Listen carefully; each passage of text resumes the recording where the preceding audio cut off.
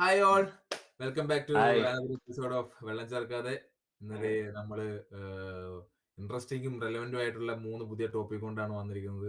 First നമ്മള് രാവണപ്രഭുവിന്റെ re റിലീസിനെ കുറിച്ചാണ് സംസാരിക്കുന്നത്. ഇപ്പം കേരളത്തിലൊക്കെ മെയിൻ കാര്യമായിട്ട് നിൽക്കുന്ന ഒരു ഇതാണ്, എല്ലാവരുടെ സ്റ്റാറ്റസ് ഒക്കെ അതിനെ കുറിച്ച് തന്നെയാണ്.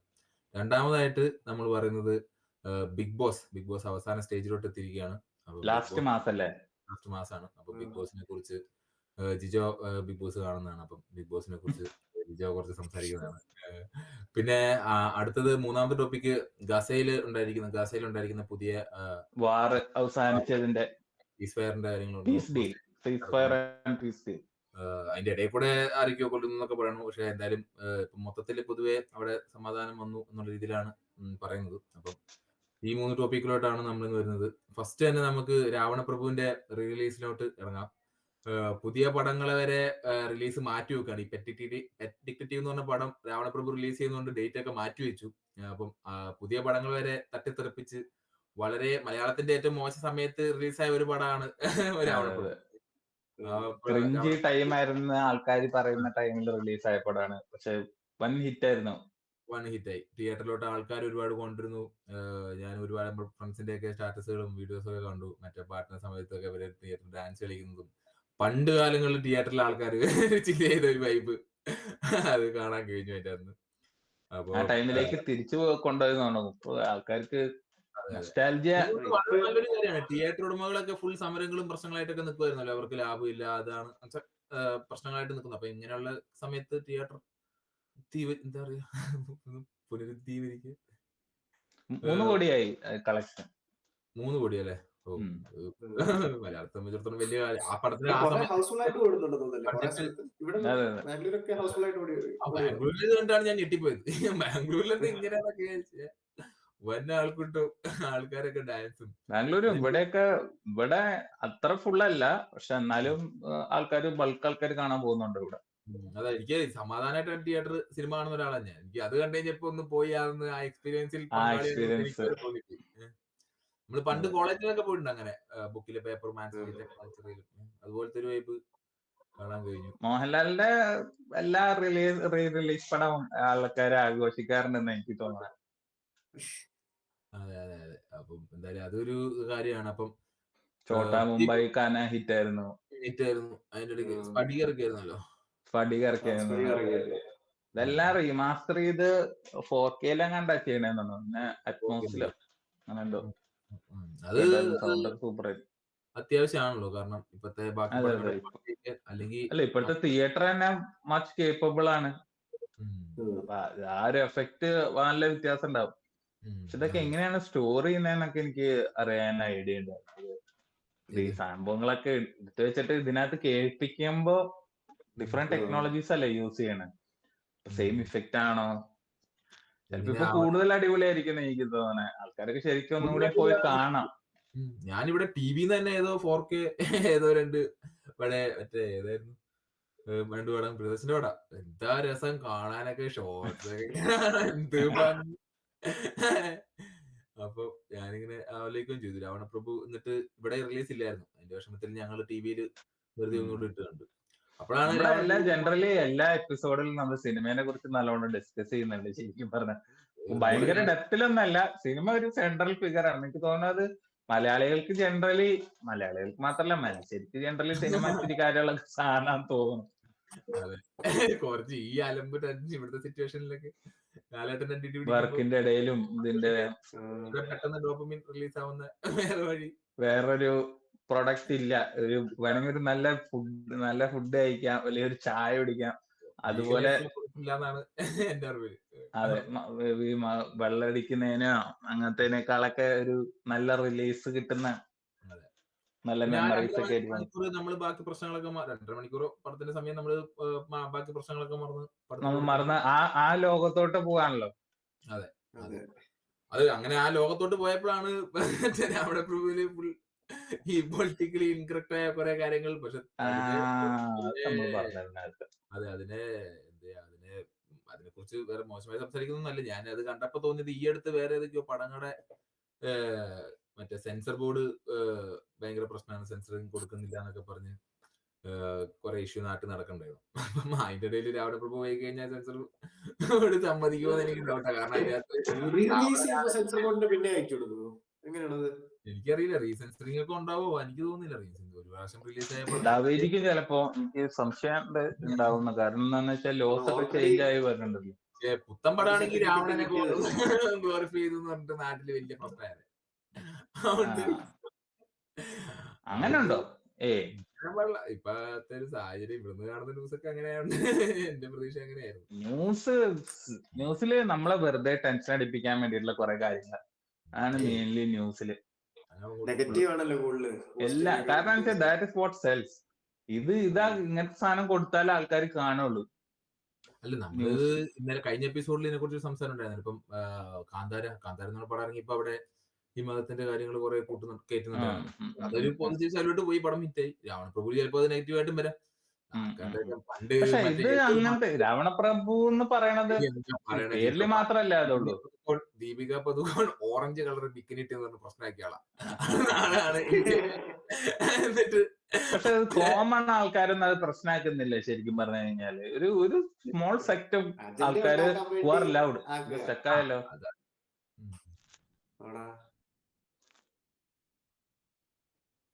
എല്ലാരും സ്റ്റക്കായോ?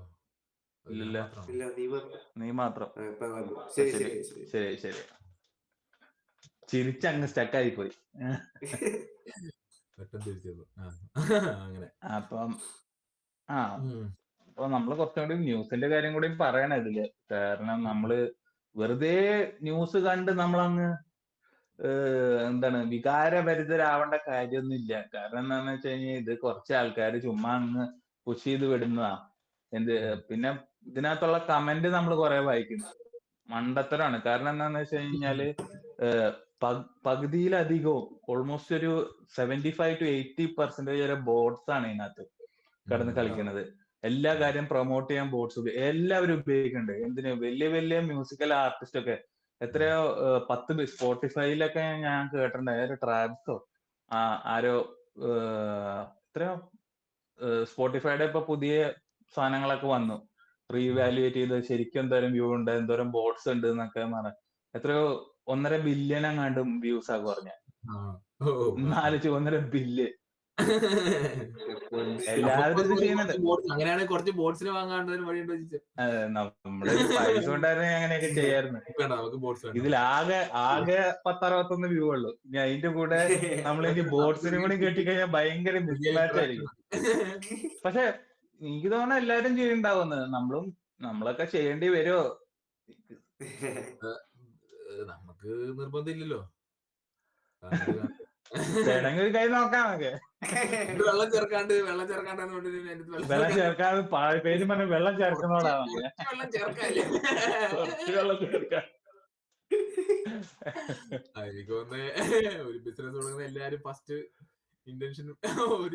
അതെ. പിന്നെ അല്ല, ബേസിക്കലി ഇവരെ കുറ്റം പറയാൻ പറ്റുമെന്ന് വെച്ചാൽ കുറ്റം പറയുകയും വേണം. പക്ഷെ എന്നാ കുറ്റം പറയാനും പറ്റില്ല. കാരണം അവർക്ക് ഇമ്പോർട്ടന്റ് ഈ വ്യൂസിനനുസരിച്ചും ഇതിനനുസരിച്ചാണല്ലോ അവർക്ക് റവന്യൂ വരുന്നത്. സ്പോട്ടിഫൈക്ക് നഷ്ടമാണ്, ട്രാവൽസിന് നല്ലതായിരിക്കും, അല്ലെങ്കിൽ ഡ്രേക്കിനോ ഇവർക്കൊക്കെ നല്ലതായിരിക്കും, ഹെൻഡ്രിക്കിനോ. അങ്ങനെ സ്പോട്ടിഫൈക്കും യൂട്യൂബും അവർക്കാണല്ലോ വെള്ളം ചേർക്കാന്നാണ് തോന്നുന്നത്. വെള്ളം ചേർത്ത ഇത് ഇപ്പൊ തന്നെ ഫ്ലാഗ് ചെയ്യും യൂട്യൂബുകാര്, സ്പോട്ടിഫൈലുകാരും ഫ്ലാഗ് ചെയ്യും. നമ്മൾ അവിടെ ഇവിടെ ഉണ്ടല്ല. പിന്നെ ഞങ്ങള് ചുമ്മാ കോമഡി പറയുന്നതാണ്, നിങ്ങൾ ഇതൊന്നും സീരിയസ് ആയിട്ട് എടുക്കരുത്.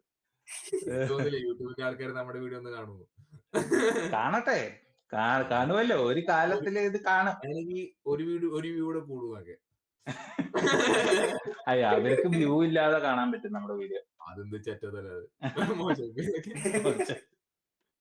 ഞാൻ ആലോചിക്കണേ ഇതൊക്കെ ഇരുന്നിട്ട് ഇപ്പൊ ഒക്കെ മറ്റേ കോപ്പിറൈറ്റ് ചെക്ക് ഒക്കെ നടക്കണത് ഒക്കെ കമ്പ്യൂട്ടർ വെച്ചാണ് ചെയ്യണത്. പക്ഷെ ഇതൊക്കെ റിവ്യൂ ചെയ്യേണ്ടി വരുന്ന ഒരാൾ കാണുമായിരിക്കും ചിലപ്പോ, ഒരു ഹ്യൂമൻ. ആളുടെയൊക്കെ ആലോചിക്കണ്ട, ഓ എന്ത് ഗതികേടാണ്. അയ്യോ.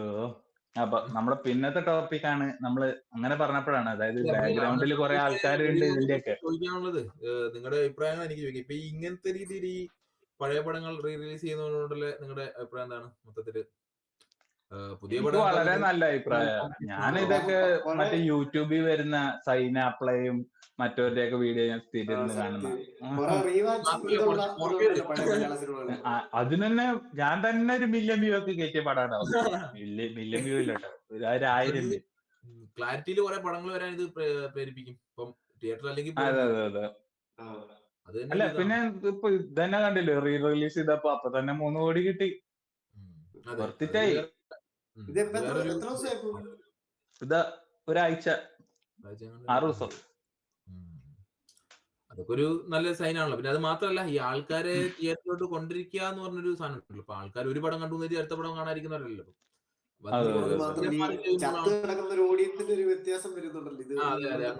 പുഷ് ചെയ്ത് കഴിയുമ്പോൾ അതിനൊക്കെ വളരെ നല്ല രീതിയിൽ ഇപ്പൊ ഈ ഡിറ്റക്റ്റീവ് എന്ന് പറഞ്ഞ പടം ആരും തന്നെ ഇപ്പൊ തിയേറ്ററിൽ പോയി കാണാൻ ചിലപ്പം ഇപ്പം അതിന്റെ ഞാൻ അങ്ങനെ ചിന്തിച്ചാണ്. ഇപ്പം ആ ട്രെയിലർ കണ്ട് എനിക്ക് കാണുന്നത് ഭയങ്കര ആഗ്രഹമായിരുന്നു. ട്രെയിലർ സൂപ്പർ ആയിട്ട് എടുത്തിട്ടുണ്ട്. ആ ഒരു ട്രെയിൻ പോണ ഒരു ഭാഗമൊക്കെ ഞാൻ കണ്ടിട്ടുണ്ടെങ്കിൽ അത് നല്ലൊരു ക്വാളിറ്റി സാധനമായിട്ട് ഫീൽ ചെയ്യേണ്ടി. അതാ, അപ്പം ഇതുപോലൊരു പടം ഞാനിപ്പോ പോയി തിയേറ്ററിൽ പോയി കണ്ടിരുന്നെങ്കിൽ ഒന്ന് ഓണാവൂലോ. അപ്പൊ എന്തായാലും ഞാൻ ഒന്ന് പോയാൽ അങ്ങനെ ഒരു ആസ്പെക്ട് കൂടെ നോക്കുമ്പോൾ വളരെ നല്ലതാണ്. പിന്നെ ഈ തിയേറ്റർ ഉടമകൾക്കൊക്കെ നഷ്ടം പറയുകയാണെങ്കിൽ അവർക്കും കുറച്ച് ലാഭമാണെങ്കിൽ നല്ലത്. അതെ അതെ അതെ അതെ. അപ്പം നല്ലൊരു കാര്യം. ബാക്ക്ഗ്രൗണ്ടിൽ വർക്ക് ചെയ്യുന്ന ആൾക്കാരും ഒക്കെ കുറച്ച് നേരത്തെ നമ്മൾ പറഞ്ഞല്ലോ, ഇതിന്റെ പുറകിൽ ആരെങ്കിലും ഒക്കെ ഇരുന്ന് കാണണ്ടാവും. അതുപോലെ നമ്മളെ ഓഡിയൻസ് ആയിട്ട് നമ്മളെ ഇന്ററാക്ട് ചെയ്യാതെ എത്രയോ ഓൾമോസ്റ്റ് എത്ര 100 ദിവസമല്ലേ ബിഗ് ബോസിനകത്തുള്ള? 100 ദിവസത്തെ ലാസ്റ്റ് 1 മന്തിലേക്ക് എത്തി കുറെ പേരുണ്ട് അതിനുള്ളില്. അപ്പൊ അവർക്കൊന്നും ഇന്ററാക്ട് ചെയ്യാൻ പറ്റുന്നില്ല പുറത്തത്തെ ആൾക്കാരായിട്ട്. പക്ഷെ these have to still act, എന്താണ് അവർ ചെയ്യുന്നത് ഉള്ള സംഭവം അവർ ചെയ്യേണ്ടതുണ്ട്. പക്ഷെ എനിക്ക് ഇതിനകത്ത് എന്താ ഈ ഗെയിം എന്ന് എനിക്കിതിൽ മനസ്സിലായില്ല കേട്ടോ. ഇവരിങ്ങനെ എല്ലാരും പറയുന്നേക്കാം, നിങ്ങളുടെ ഗെയിം സൂപ്പറാണ്, നിങ്ങളുടെ ഗെയിം അങ്ങനെയാണ്, നിങ്ങളുടെ ഗെയിം ഇങ്ങനെയാണ്. കഴിഞ്ഞ ദിവസം ഏതൊരു അമ്മച്ചി വന്നിട്ട് പുള്ളിക്കാരി വന്ന, ഈ പുള്ളി ഗെയിം നല്ലോണം കളിച്ചുകൊണ്ടിരുന്നതാ, നല്ലോണം ഗെയിം കളിച്ചുകൊണ്ടിരുന്ന ഇപ്പൊ ഇച്ചിരി മോശമായിട്ടുണ്ട് എന്നൊക്കെ ഞാൻ ആലോചിക്കുന്നുണ്ട്. ദൈവമേ, ഇതിൽ എന്താണ് ഗെയിം എന്ന് പറയുന്നത്? ഈ ആൾക്കാരുടെ പല പരിചയമില്ലാത്ത ആൾക്കാരെ ഒരു കൂട്ടത്തിൽ കൊണ്ടിടുന്നതാണല്ലോ. അപ്പൊ അതിന്റെ ഉള്ളിൽ അറ്റാച്ച്ഡ് ആയി പോവുക, അതിന്റെ ഉള്ളിൽ ഇമോഷണൽ ആയിട്ട് ഡിസിഷൻ എടുക്കുക എന്നുള്ളതായിരിക്കും ചിലപ്പോൾ ഗെയിമിൽ നിന്ന് പുറത്തു പോവാന്ന് പറയുന്നത്. അല്ല, ഇതിനകത്ത് കുറെ ഇതുണ്ടല്ലോ. പഴയ ഇതിനകത്താണെങ്കിലും അതൊക്കെ മറ്റേ ലവ് കപ്പിള് അങ്ങനത്തെ അത് കാരണം വോട്ട് പിടിക്കുക. കാരണം വോട്ടിങ്ങിന്റെ ആണെങ്കിലും വലിയൊരു വോട്ട് വിന്നിയണത് ഭയങ്കര ഇമ്പോർട്ടന്റ് ആയിട്ടുള്ള കാര്യമാണ്. പഴയൊരു മച്ചാനില്ലായിരുന്നു ക്യാമറയോട് വർത്താനം പറയാ, പാവയ്ക്ക് പിടിച്ചത്. അത് ഞാൻ കുറച്ച് അമ്മമാര് കാണുമ്പോ ഇതിനകത്തുകൊണ്ട് കുറെ പേര് ഞാൻ ഇടയ്ക്കിടയ്ക്ക് കാണാറുണ്ട്. ഇവിടെ വീട്ടുകാർ ഇതിന്റെ ഭയങ്കര ഫാൻസാ. എനിക്ക് എന്തോ എനിക്കത് കണക്ട് ചെയ്യാൻ പറ്റാത്തതുകൊണ്ടാണ് തോന്നുന്നത്. പക്ഷെ ഞാനും കുറെ എപ്പിസോഡിന്റെ കുറെ അവിടെ ഇവിടെയൊക്കെ കണ്ടിട്ടുണ്ട് കേട്ടോ. ആൾക്കാരൊക്കെ നല്ല ലൈക്ക് ബോൾഡ് ആയിട്ടാ സംസാരിക്കണേ. നേരെ നമ്മള് പണ്ട് ഒരു വീട്ടിലൊക്കെ താമസിക്കുമ്പോ നമ്മൾ ഇന്ററാക്ട് ചെയ്യില്ലേ, അതന്നെ അതിന്റെ ഒരു എന്താണ്, ഇവര് കുറച്ചും കോൺഷ്യസ് ആണെന്ന് തോന്നുന്നു. പുറത്തെ ആൾക്കാർ ഇത് കാണുന്നുണ്ടല്ലോ എന്ന് കോൺഷ്യസ് ആയിട്ട് അവര് ഒന്നില്ലെങ്കിൽ ഒറിജിനൽ സെൽഫ്സ് കാണിക്കാണ്, അല്ലെങ്കിൽ അത് അവർ ആക്ട് ചെയ്യുന്നതായിരിക്കും. ഈ ആക്ടിങ്ങിനെയാണോ ഗെയിം എന്ന് പറയണേന്ന് എനിക്ക് ഡൗട്ട് ഉണ്ട്. നന്നായി ആക്ട് ചെയ്യുന്നുണ്ട് എന്നായിരിക്കാം ഗെയിം എന്ന് പറയുന്നതിൽ ഉദ്ദേശിക്കുന്നത്. പിന്നെ ഇതിനകത്തും ഒരു കപ്പിളൊക്കെ ഉണ്ടായിരുന്നു, ഒരു മോഡലൊക്കെ ഉണ്ടായിരുന്നു. പുള്ളിക്കാരിയൊക്കെ പോയി.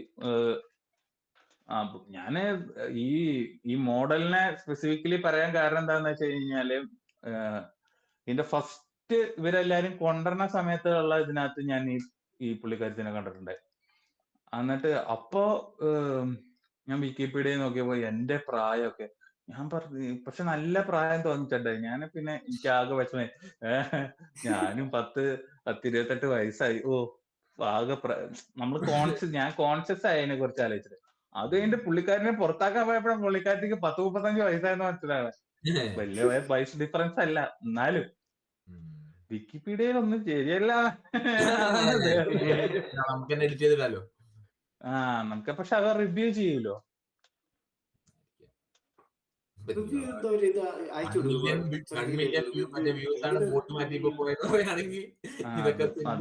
ഇതൊക്കെ സിമ്പിൾ ആയുള്ള പരിപാടി. ശരിയാ. ബിഗ് ബോസിൽ ഒരു അവസരം കിട്ടുവാണെങ്കിൽ ജിജോ പോവോ? പിന്നെ ബുബു ഫോർ ഷുവർ. ഞാൻ പോയി. ഞാനും പോകും. ഞാൻ ഈ ആ ചോദ്യത്തിന് നമ്മള് കാണുന്നില്ല എന്നുള്ളൂ. നമുക്ക് പോവാൻ ഇഷ്ടമായിരിക്കും. അവിടെ പോയി എന്താ ചുമ്മാ വായോണ്ട് വർത്താനം പറഞ്ഞ് സെറ്റാക്കി എടുത്ത് എളുപ്പല്ല. ആൾക്കാരെ വോട്ടൊക്കെ കിട്ടണം. പിന്നെ കുറെ ചിലതൊക്കെ ടാസ്ക് നമുക്ക് ഒക്കെ ചെയ്യണം. പൊളിയല്ലോ. ഇപ്പൊ പണിക്ക് പോയിട്ട് ചിലതൊക്കെ നമുക്ക് നല്ല രീതിയിൽ പൊളിയല്ലോ. പണിക്ക് വന്നേക്കാട്ടും കൂടുതൽ പൈസ കിട്ടുമല്ലോ. ആ ഡെഫിനറ്റ്ലി. ആ പൈസയും കിട്ടുന്നുണ്ടല്ലോ. എത്ര നാൾ നിൽക്കുന്നതിനനുസരിച്ച് പൈസയും കിട്ടുന്നുണ്ട്. ദിവസം അനുസരിച്ചല്ലേ ഇവർക്ക് പേ? ഇങ്ങനെ ദിവസം ആ അനുസരിച്ചല്ലേ? അത് ഓരോരുത്തർക്കും ഡിഫറെന്റാ. ഇപ്പൊ ഒരു നോബഡിക്ക് കൊടുക്കുന്ന കാശായിരിക്കില്ലല്ലോ ഒരു സീരിയൽ ആക്ടറിന് കൊടുക്കണ. പിന്നെ ഒരു ഒരു ഒരു വെൽ പേയിങ് മോഡലിന് കൊടുക്കണ അത്ര ആയിരിക്കില്ല ഒരു വെറുതെ ഒരു ഇൻഫ്ലുവൻസറിന് കൊടുക്കണ്ടാവുക. എനിക്ക് ഓർമ്മയുണ്ട്. ശതമാനൊക്കെ പുള്ളിക്കാരി ഒരു പിന്നെ മൂവി വേറെ കാര്യം ആക്ട്രസ് ചോദിക്കണം, ആണ്. ഇതിപ്പം 24 ഇത് ലൈവായിട്ട് പോകുന്നത്. അപ്പം ഇതിനകത്തെ കട്ടിങ്ങിനകത്ത് ഏത് കാണിക്കണമെന്നൊക്കെ വിചാരിച്ച് വെച്ചിട്ടായിരിക്കുമല്ലോ കുറെ പേരുടെ വോട്ടും സാധനങ്ങളൊക്കെ മാറത്തില്ല. അങ്ങനെ നോക്കുവാണെങ്കിൽ ആ ഒരു സെക്ഷൻ കട്ട് ചെയ്യുമ്പോ കാണിച്ചില്ല. മാറും. നമ്മുടെ ഈ പക്ഷെ ഞാൻ സംഭവം എന്താണെന്ന് വെച്ചാൽ ഒരു ദിവസത്തിനകത്ത് എന്തോരം ഇൻട്രസ്റ്റിംഗ് ആക്കാൻ പറ്റും. You can make it that interesting, right? So കുറച്ച് എഡിറ്റ് ചെയ്താൽ it will become more interesting എന്ന് എനിക്ക് തോന്നുന്നു. അതല്ല, എഡിറ്റ് ചെയ്ത് കളയുമ്പോൾ എന്താണ് എഡിറ്റ് ചെയ്ത് കളയുന്നത്, അതിനകത്തെ എല്ലാ സാധനങ്ങളും ഇൻക്ലൂഡ് ചെയ്തിട്ടുണ്ടോ, അതൊക്കെ അനുസരിച്ച് ആൾക്കാരുടെ ഇത് മാറത്തില്ലേ? അതെന്തായാലും മാറൂല. പക്ഷെ നീ ആലോചിച്ച് നീ അങ്ങനെ കൺസിസ്റ്റന്റ്ലി എഡിറ്റ് ചെയ്ത് പോണെന്ന് വെച്ച് കഴിഞ്ഞാൽ ലൈവ് ഇത് 24/7 കാണുന്ന ആൾക്കാരും ഉണ്ട്. ഒരു പണി ഇല്ലാത്തവരുണ്ട്. 24/7 കാണുന്ന ആൾക്കാരുണ്ട്. അപ്പൊ അവർക്ക് അറിയാലോ ഇതിൽ എന്തൊക്കെ എഡിറ്റ് ചെയ്ത് പോയെന്ന്. അപ്പൊ അവരെയും വോട്ടിനെ ഇൻഫ്ലുവൻസ് ചെയ്യുമല്ലോ.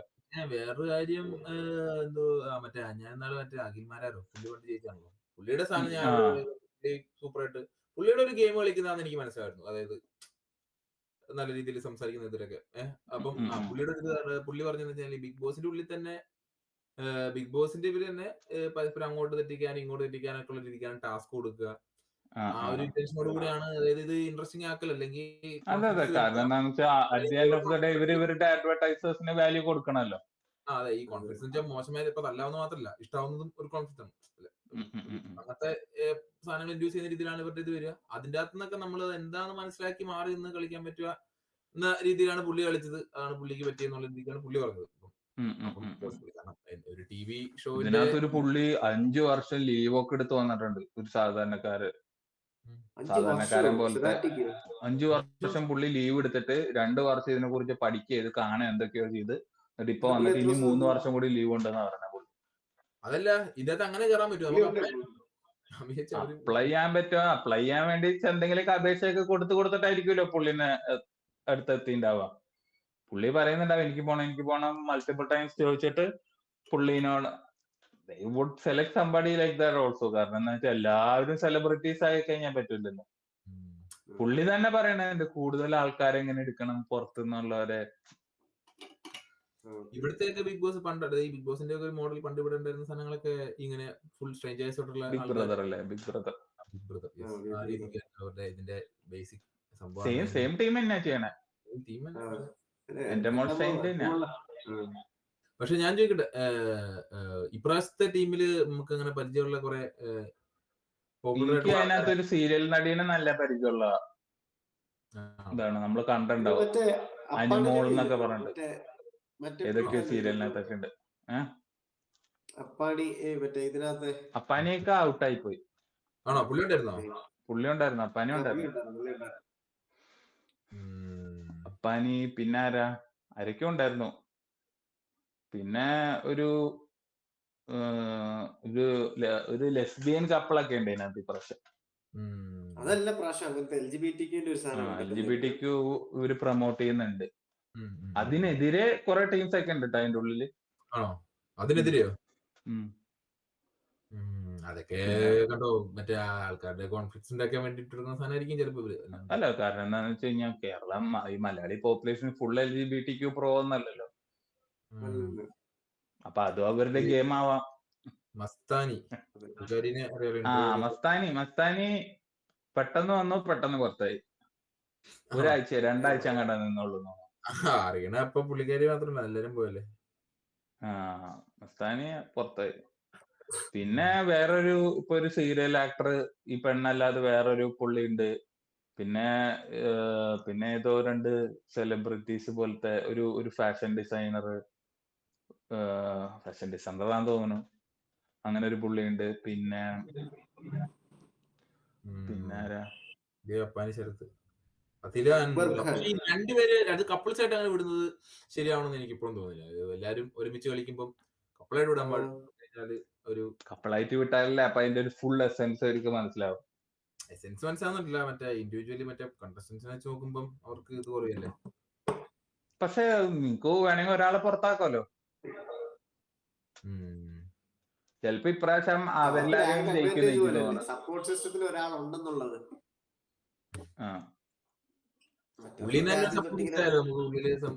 ഒറ്റയ്ക്കുള്ളപ്പോൾ മൈൻഡ് ചിന്താഗതി വേറെ ആയല്ലോ. പരിചയമില്ലാത്തവരൊക്കെ വരുമ്പോഴാണല്ലോ. പക്ഷെ ഇത് ഷോ ആയതുകൊണ്ട് എനിക്ക് തോന്നണില്ല, എനിക്കറിയില്ല. പക്ഷെ എന്റെ ഒരു പെർസ്പെക്റ്റീവ് എന്താന്ന് വെച്ച് കഴിഞ്ഞാല് നമ്മള് അതെ പോയി കഴിഞ്ഞാൽ തന്നെ മനസ്സിലാവുള്ളൂ. കാരണം എന്ന് വെച്ചാൽ എപ്പോഴും ക്യാമറ ഉണ്ട്. അതായത് നമുക്ക് ഇപ്പൊ അതിനകത്തൊക്കെ കുറെ പ്രശ്നം വരുന്ന എങ്ങനെയാന്ന് വെച്ച് കഴിഞ്ഞാല് ഇവര് മറന്നു പോകും. ക്യാമറ ഇത് ആക്ട് ആണോ അഭിനയാണോ എന്ന് എനിക്കറിയില്ല. ഇവര് മറന്നു പോയിട്ട് എന്തെങ്കിലുമൊക്കെ വിളിച്ചൊക്കെ പറയും. പിന്നെ കുറെ ഒക്കെ ഒരു മനഃപൂർവ്വം വിളിച്ചു പറയുന്നുണ്ടാവും. അപ്പോഴൊക്കെയാണ് കുറെ ഉറങ്ങാൻ പറ്റുമോ? ഫുഡൊക്കെ ഭയങ്കര കുറവാണ്. എല്ലാരും തടിയൊക്കെ ഫുഡ് കുറവാണോ? ഫുഡ് കുറവാണ്. ഉറങ്ങാനൊന്നും പറ്റില്ല. ഉറങ്ങാൻ വന്നവരെയൊക്കെ അപ്പൊ തന്നെ പിടിച്ച് പുറത്താക്കുമല്ലോ. ഇടയ്ക്ക് ഉറങ്ങാൻ പാടില്ലെന്ന്. ഇടയ്ക്കൊന്നും ഉറങ്ങാൻ പാടില്ല. ടാസ്ക് ഒക്കെ ഉണ്ടോ? പിന്നെ ഇടയ്ക്കിടയ്ക്ക് ടാസ്ക് ഒക്കെ കൊടുക്കും. അത് ചെയ്യണം, ബോള് പറക്കി എറിയുക, ബോള് പറക്കി എടുക്കുക. പിന്നെ വേറെ കുറെ പിന്നെ വെറുതെ ചെല്ലിയാൻ വന്നിരിക്കണ സ്ഥലമല്ലല്ലോ ഇത്. അവര് ഇവിടത്തെക്കാട്ടും എന്തുകൊണ്ടും ചില്ലിങ് ആയിരിക്കും അവിടെ പോയി കഴിഞ്ഞാൽ. എന്റർടൈൻമെന്റ് കൊടുക്കേണ്ട ആൾക്കാർക്ക്. അത് ഞാൻ വേണം എത്ര കൊടുക്കാം, ഇച്ചി കാശ് മതി. പിന്നെ എത്ര 2 ആഴ്ചയൊക്കെ വെറും പയറും ചോറും മാത്രമൊക്കെ ആയിരുന്നു. സിമ്പിൾ എന്നൊക്കെ ഉണ്ണിക്കൂടെ. വലിയ കുഴപ്പമില്ല, അത് കുഴപ്പമില്ല. കുറെ പേരൊക്കെ നല്ല തടി പറഞ്ഞിട്ടാട്ടാ പോയേക്കണേ. ഞാൻ ഇതിനകത്ത് കണ്ടപ്പോ തടിയൊക്കെ ഒന്ന് കുറയ്ക്കാൻ വേണമെങ്കിൽ പോവാം. നിന്റെ അല്ല, എനിക്കതാണ് ഒരു ഇമ്പോർട്ടന്റ് കാര്യം പോലെ. എന്റെ മെയിനൊന്നല്ല, അല്ലാണ്ട് തടി കുറയ്ക്കാൻ ഒരു ഇൻട്രസ്റ്റ് ഇല്ല. ഒരു എന്റർടൈൻമെന്റ് ഫാക്ടറിനെ വേണമെങ്കിൽ ചെയ്യാം. പിന്നെ ഇത് കുറെ പേര് പറയുന്നുണ്ട് ഇതൊക്കെ സ്ക്രിപ്റ്റഡ് ആണ് എന്ന് പുറത്തുള്ളവര് പറയുന്നുണ്ട്. ഇവര് ഇതൊന്നും പറയാതെ തന്നെ ഇത് സ്ക്രിപ്റ്റഡ് അല്ല പറയുന്നുണ്ട്. അപ്പൊ എനിക്ക് ഓർമ്മ വരുന്ന ഏതോ ഒരു സിനിമയില് അജു വർഗീസും മറ്റേ പുള്ളിയുടെ പേരെന്താ, ഒരു പാട്ടൊക്കെ പാടുന്ന നമ്മുടെ അല്ലല്ല ഒരു പ്രായം, വിനീത് ശ്രീനിവാസൻ അല്ല, പ്രായം കുറഞ്ഞിട്ട് പുള്ളി റാപ്പൊക്കെ പാടി. അല്ലല്ല നമ്മുടെ മറ്റേ സപ്തമസ്ത്രീയില് നീരജ് മാധവ്. നീരജ് മാധവും ഇവനും കൂടിയിട്ട് ഇങ്ങനെ, നിങ്ങൾ വേണമെങ്കിൽ പെട്രോൾ പമ്പിൽ നിൽക്കണ ഒരു സീൻ.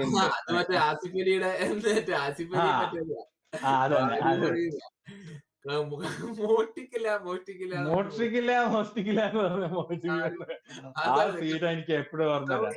സ്ക്രിപ്റ്റഡ് അല്ല. അത് ഞാനും എന്ത് ഉടായ്പ കാണിക്കാൻ വേറെ എന്റെ ചിന്തയിൽ ആദ്യം വരുന്ന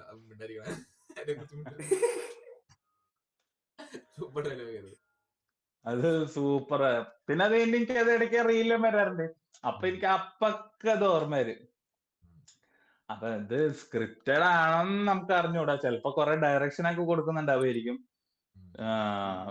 പക്ഷെ ആൾക്കാർക്ക് ഇഷ്ടമാണ് സംഭവം. മോഹൻലാൽ ആഴ്ചക്കൊക്കെ വീക്കെൻഡിൽ വരാൻ കാത്തിരിക്കുന്ന കുറെ ആൾക്കാരൊക്കെ ഉണ്ട്. മോഹൻലാലിന്റെ ഇടയ്ക്ക് അമേരിക്കയിൽ നിന്നൊക്കെ ഇതിനകത്തൊക്കെ വന്ന് എന്ത് പരിപാടിക്ക് പോയി കഴിഞ്ഞാല് മോഹൻലാലിനെ കാണാം. അതൊരു പ്ലസ്സാ. അതെ പരിപാടിക്ക് പോയാൽ മോഹൻലാലിനെ കാണാം. കാണാന്ന് മാത്രമല്ല നമ്മുടെ പേര് മനസ്സിലാവുമല്ലോ, പേര് അറിയാന്നൊക്കെ. മോഹൻലാലിനെ പേര് അറിയാം. പിന്നെ മോഹൻലാലായിട്ടൊക്കെ തല്ലു പിടിക്കാൻ പോണ പോലുള്ള ടീംസ് ഒക്കെ ഉണ്ട് അതിനകത്ത്. പഴയ ഒരു മച്ചാൻ ഇങ്ങനെ ഐസായിരിക്കണ ഒരു സാധനം അയ്യോ മറ്റേ വലിയ കഥയൊക്കെ ഇറങ്ങിയത്, കഥകളൊക്കെ ഇറങ്ങി.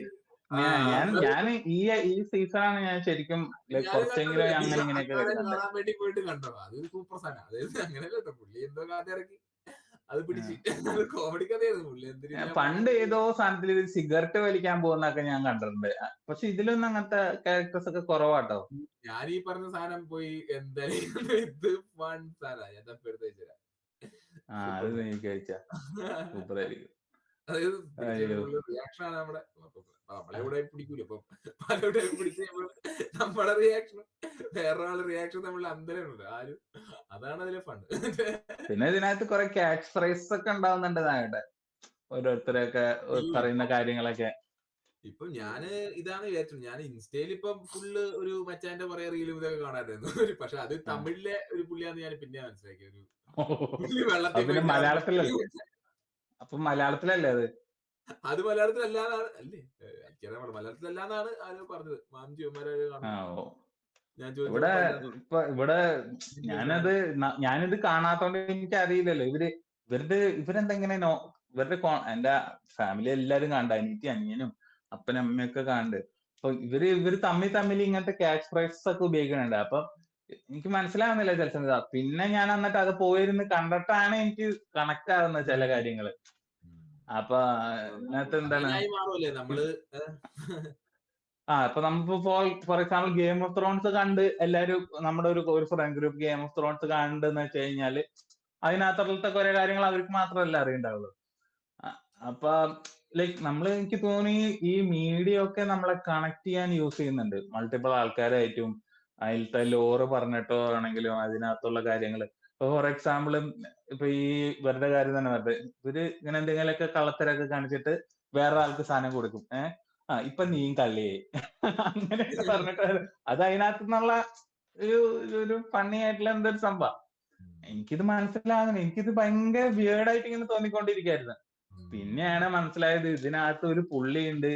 ആ പുള്ളി ഈ ഫുഡൊക്കെ കട്ട് വെച്ചിട്ട് പിന്നെ എന്നിട്ട് വേറെ വല്ല ടീംസ് ഒക്കെ വരെ പിടിക്കാൻ വരുമ്പോ അവർക്കും കൊടുക്കാം, എന്നിട്ട് ഈ ഡയലോഗ് പറയും. അതാണ് സംഭവം.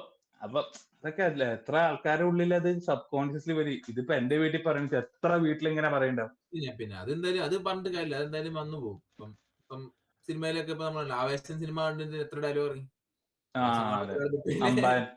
അമ്പാൻ ശ്രദ്ധിക്കുക. അനിയത്തൊക്കെ കഴിഞ്ഞ ദിവസം എന്റെ കൈ പൊള്ളിയിട്ട് നല്ല ഫുഡ് ഉണ്ടാക്കണ കൈ പൊള്ളിയിട്ട് ശ്രദ്ധിക്കും അമ്മ എന്നൊക്കെ പറയണം. അപ്പൊ എന്തോരം നമ്മളെ എന്റർടൈൻമെന്റ് നമ്മളെ ഇൻഫ്ലുവൻസ് ചെയ്ത് നമുക്ക് അതിൽ മനസ്സിലാവും.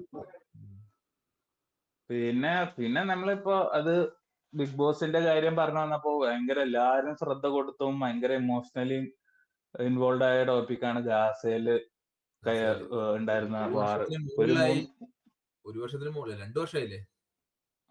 2 വർഷം 3 വർഷമായി ഇപ്പൊ. 3 വർഷല്ലേ? 2 വർഷം അല്ല 2 വർഷം 2 വർഷത്തിന് മുകളിലായിട്ടാണ്. പണ്ട് 6 ദിവസം കൊണ്ടൊരു യുദ്ധം നിർത്തിട്ട് കഥയൊക്കെ നമ്മൾ പണ്ട് ഇങ്ങനെ 6 ഡേ വാർ, അതെ 100 ഡേ വാർ ഒക്കെ ഉണ്ടായത്. ശേഷം അവരുടെ അന്നത്തെ യുദ്ധത്തിന് പോയ ഗോൾസ് ഒന്നും സാധിക്കാൻ കഴിഞ്ഞില്ല. ഇപ്പം തൽക്കാലികമായി സീസ് ഫയർ സാധ്യമായി. അതില് കുറെ ഹോസ്റ്റേജ് എക്സ്ചേഞ്ച് ഒക്കെ നടന്നു എന്നാണ് എനിക്ക് അറിഞ്ഞത്. ബാക്കി 10,000-2,000 പേര് പലസ്തീൻകാരെ. പക്ഷെ പലസ്തീൻകാര് ഇത് മനസ്സിലാക്കേണ്ടത് ഹോസ്റ്റേജ് ഇസ്രായേലികളും ബാക്കിയുള്ള നോവ ഫെസ്റ്റിവലിനും പോയ ആൾക്കാരാണ് ഹോസ്റ്റേജസ് ആയിട്ട് കിട്ടിയിട്ടുള്ളത്. അതായത് 20 പേര്. ഒരു 20 പേര്. അതിന് മുമ്പ് കുറച്ച് പേര് കൊടുത്തിരുന്നു. ബാക്കി 40 പേര് കണ്ടിട്ടുണ്ടായിരുന്നു. അതിൽ ബാക്കി 20 പേര് മരിച്ചു എന്നാണ് മനസ്സിലാക്കാൻ പറ്റിയത്. ആകെ 20 പേരാണ് ഇപ്പൊ കിട്ടിയത്. ഈ പലസ്തീൻകാരെ തിരിച്ചു കൊടുത്തതിൽ കുറെ അധികം പേര് ടെററിസ്റ്റുകളാണ്. അതായത് ടെററിസ്റ്റ് അറ്റാക്ക് 2000-ലും 90s ഒക്കെ ചെയ്ത കുറെ തീവ്രവാദികളാണ് അങ്ങോട്ട് വിട്ടുകൊടുത്തേക്കണത്. അതും നമ്മൾ പറയേണ്ടതായിരുന്നു. ഇവരൊന്നും ഹോസ്റ്റേജസ് അല്ല, പ്രിസണേഴ്സ് ആയിരുന്നു. പെർസ്പെക്റ്റീവ് എന്ന് പറഞ്ഞു കഴിഞ്ഞാൽ നോവ ഫെസ്റ്റിവൽ മ്യൂസിക് ഫെസ്റ്റിവലിന് പോയവരും ടെററിസ്റ്റും തമ്മിലുള്ള പെർസ്പെക്റ്റീവ് ഡിഫറൻസ് ഉള്ളൂ. അങ്ങനെ പറയാം. പ്രിസണേഴ്സും ഇപ്പുറത്തെ ഹോസ്റ്റേജ് എന്ന് വേണമെങ്കിൽ പറയാം. പ്രിസണേഴ്സും ഹോസ്റ്റേജ് ആണെന്ന് പറയുന്നതാണ് ശരി. കാരണം ചില ആൾക്കാര് എന്താണ് രണ്ട് സൈഡിലും എന്തോ പ്രിസണേഴ്സിനെ ഹോസ്റ്റേജസിനെ വിട്ടുകൊടുത്ത മാറ്റത്തെ പറയണവരുണ്ട്. അതൊന്ന് ഇനി എല്ലാ പ്രശ്നത്തിനും hostage പറ്റിയതാണോ അങ്ങോട്ട് ചോദിച്ചാൽ വിട്ടു എനിക്കറിയില്ല. പക്ഷെ there are some like few members who are suspected and convicted എന്ന് പറഞ്ഞാൽ കോടതിയില് ഇപ്പം ഇസ്രായേൽ കോർട്ടിലല്ലേ, അങ്ങനെ പറയുകയാണെങ്കിൽ നെതന്യാഹു കൺവിക്റ്റഡ് ആയ ഒരു ക്രിമിനൽ അല്ലേ? കൺവിക്റ്റഡ് ആയിട്ടില്ലല്ലോ. പിന്നെ convicted അല്ലല്ലോ. പുള്ളിനെ മറ്റേ കോർട്ട് മറ്റേ വാർ ക്രിമിനലായിട്ട് വിധിച്ചില്ലേ കോടതി. വാർ ക്രിമിനൽ ആയിട്ട് ആര് വിധിച്ചു? ഇന്റർനാഷണൽ കോർട്ട് ഓഫ് ജസ്റ്റിസ് അല്ലേ? അതിന് ഇവർക്കൊന്നും തന്നെ ഒരു വാല്യൂ കൊടുക്കാതെ. അത് വിട്, അതെല്ലാം മെയിൻ ടോപ്പിക്. പക്ഷെ സംഭവം സീസ് ഫയർ നടന്നു 2 വർഷത്തിന് ശേഷം അല്ല, ഇത് ഞാൻ പറയാൻ കാരണം എന്താണെന്ന് വെച്ച് കഴിഞ്ഞാൽ ഇവര് പുഷ്പമ പോലെ എന്തായാലും ഇവർക്ക് നല്ല എനിമിറ്റി ഉണ്ടാവുമല്ലോ.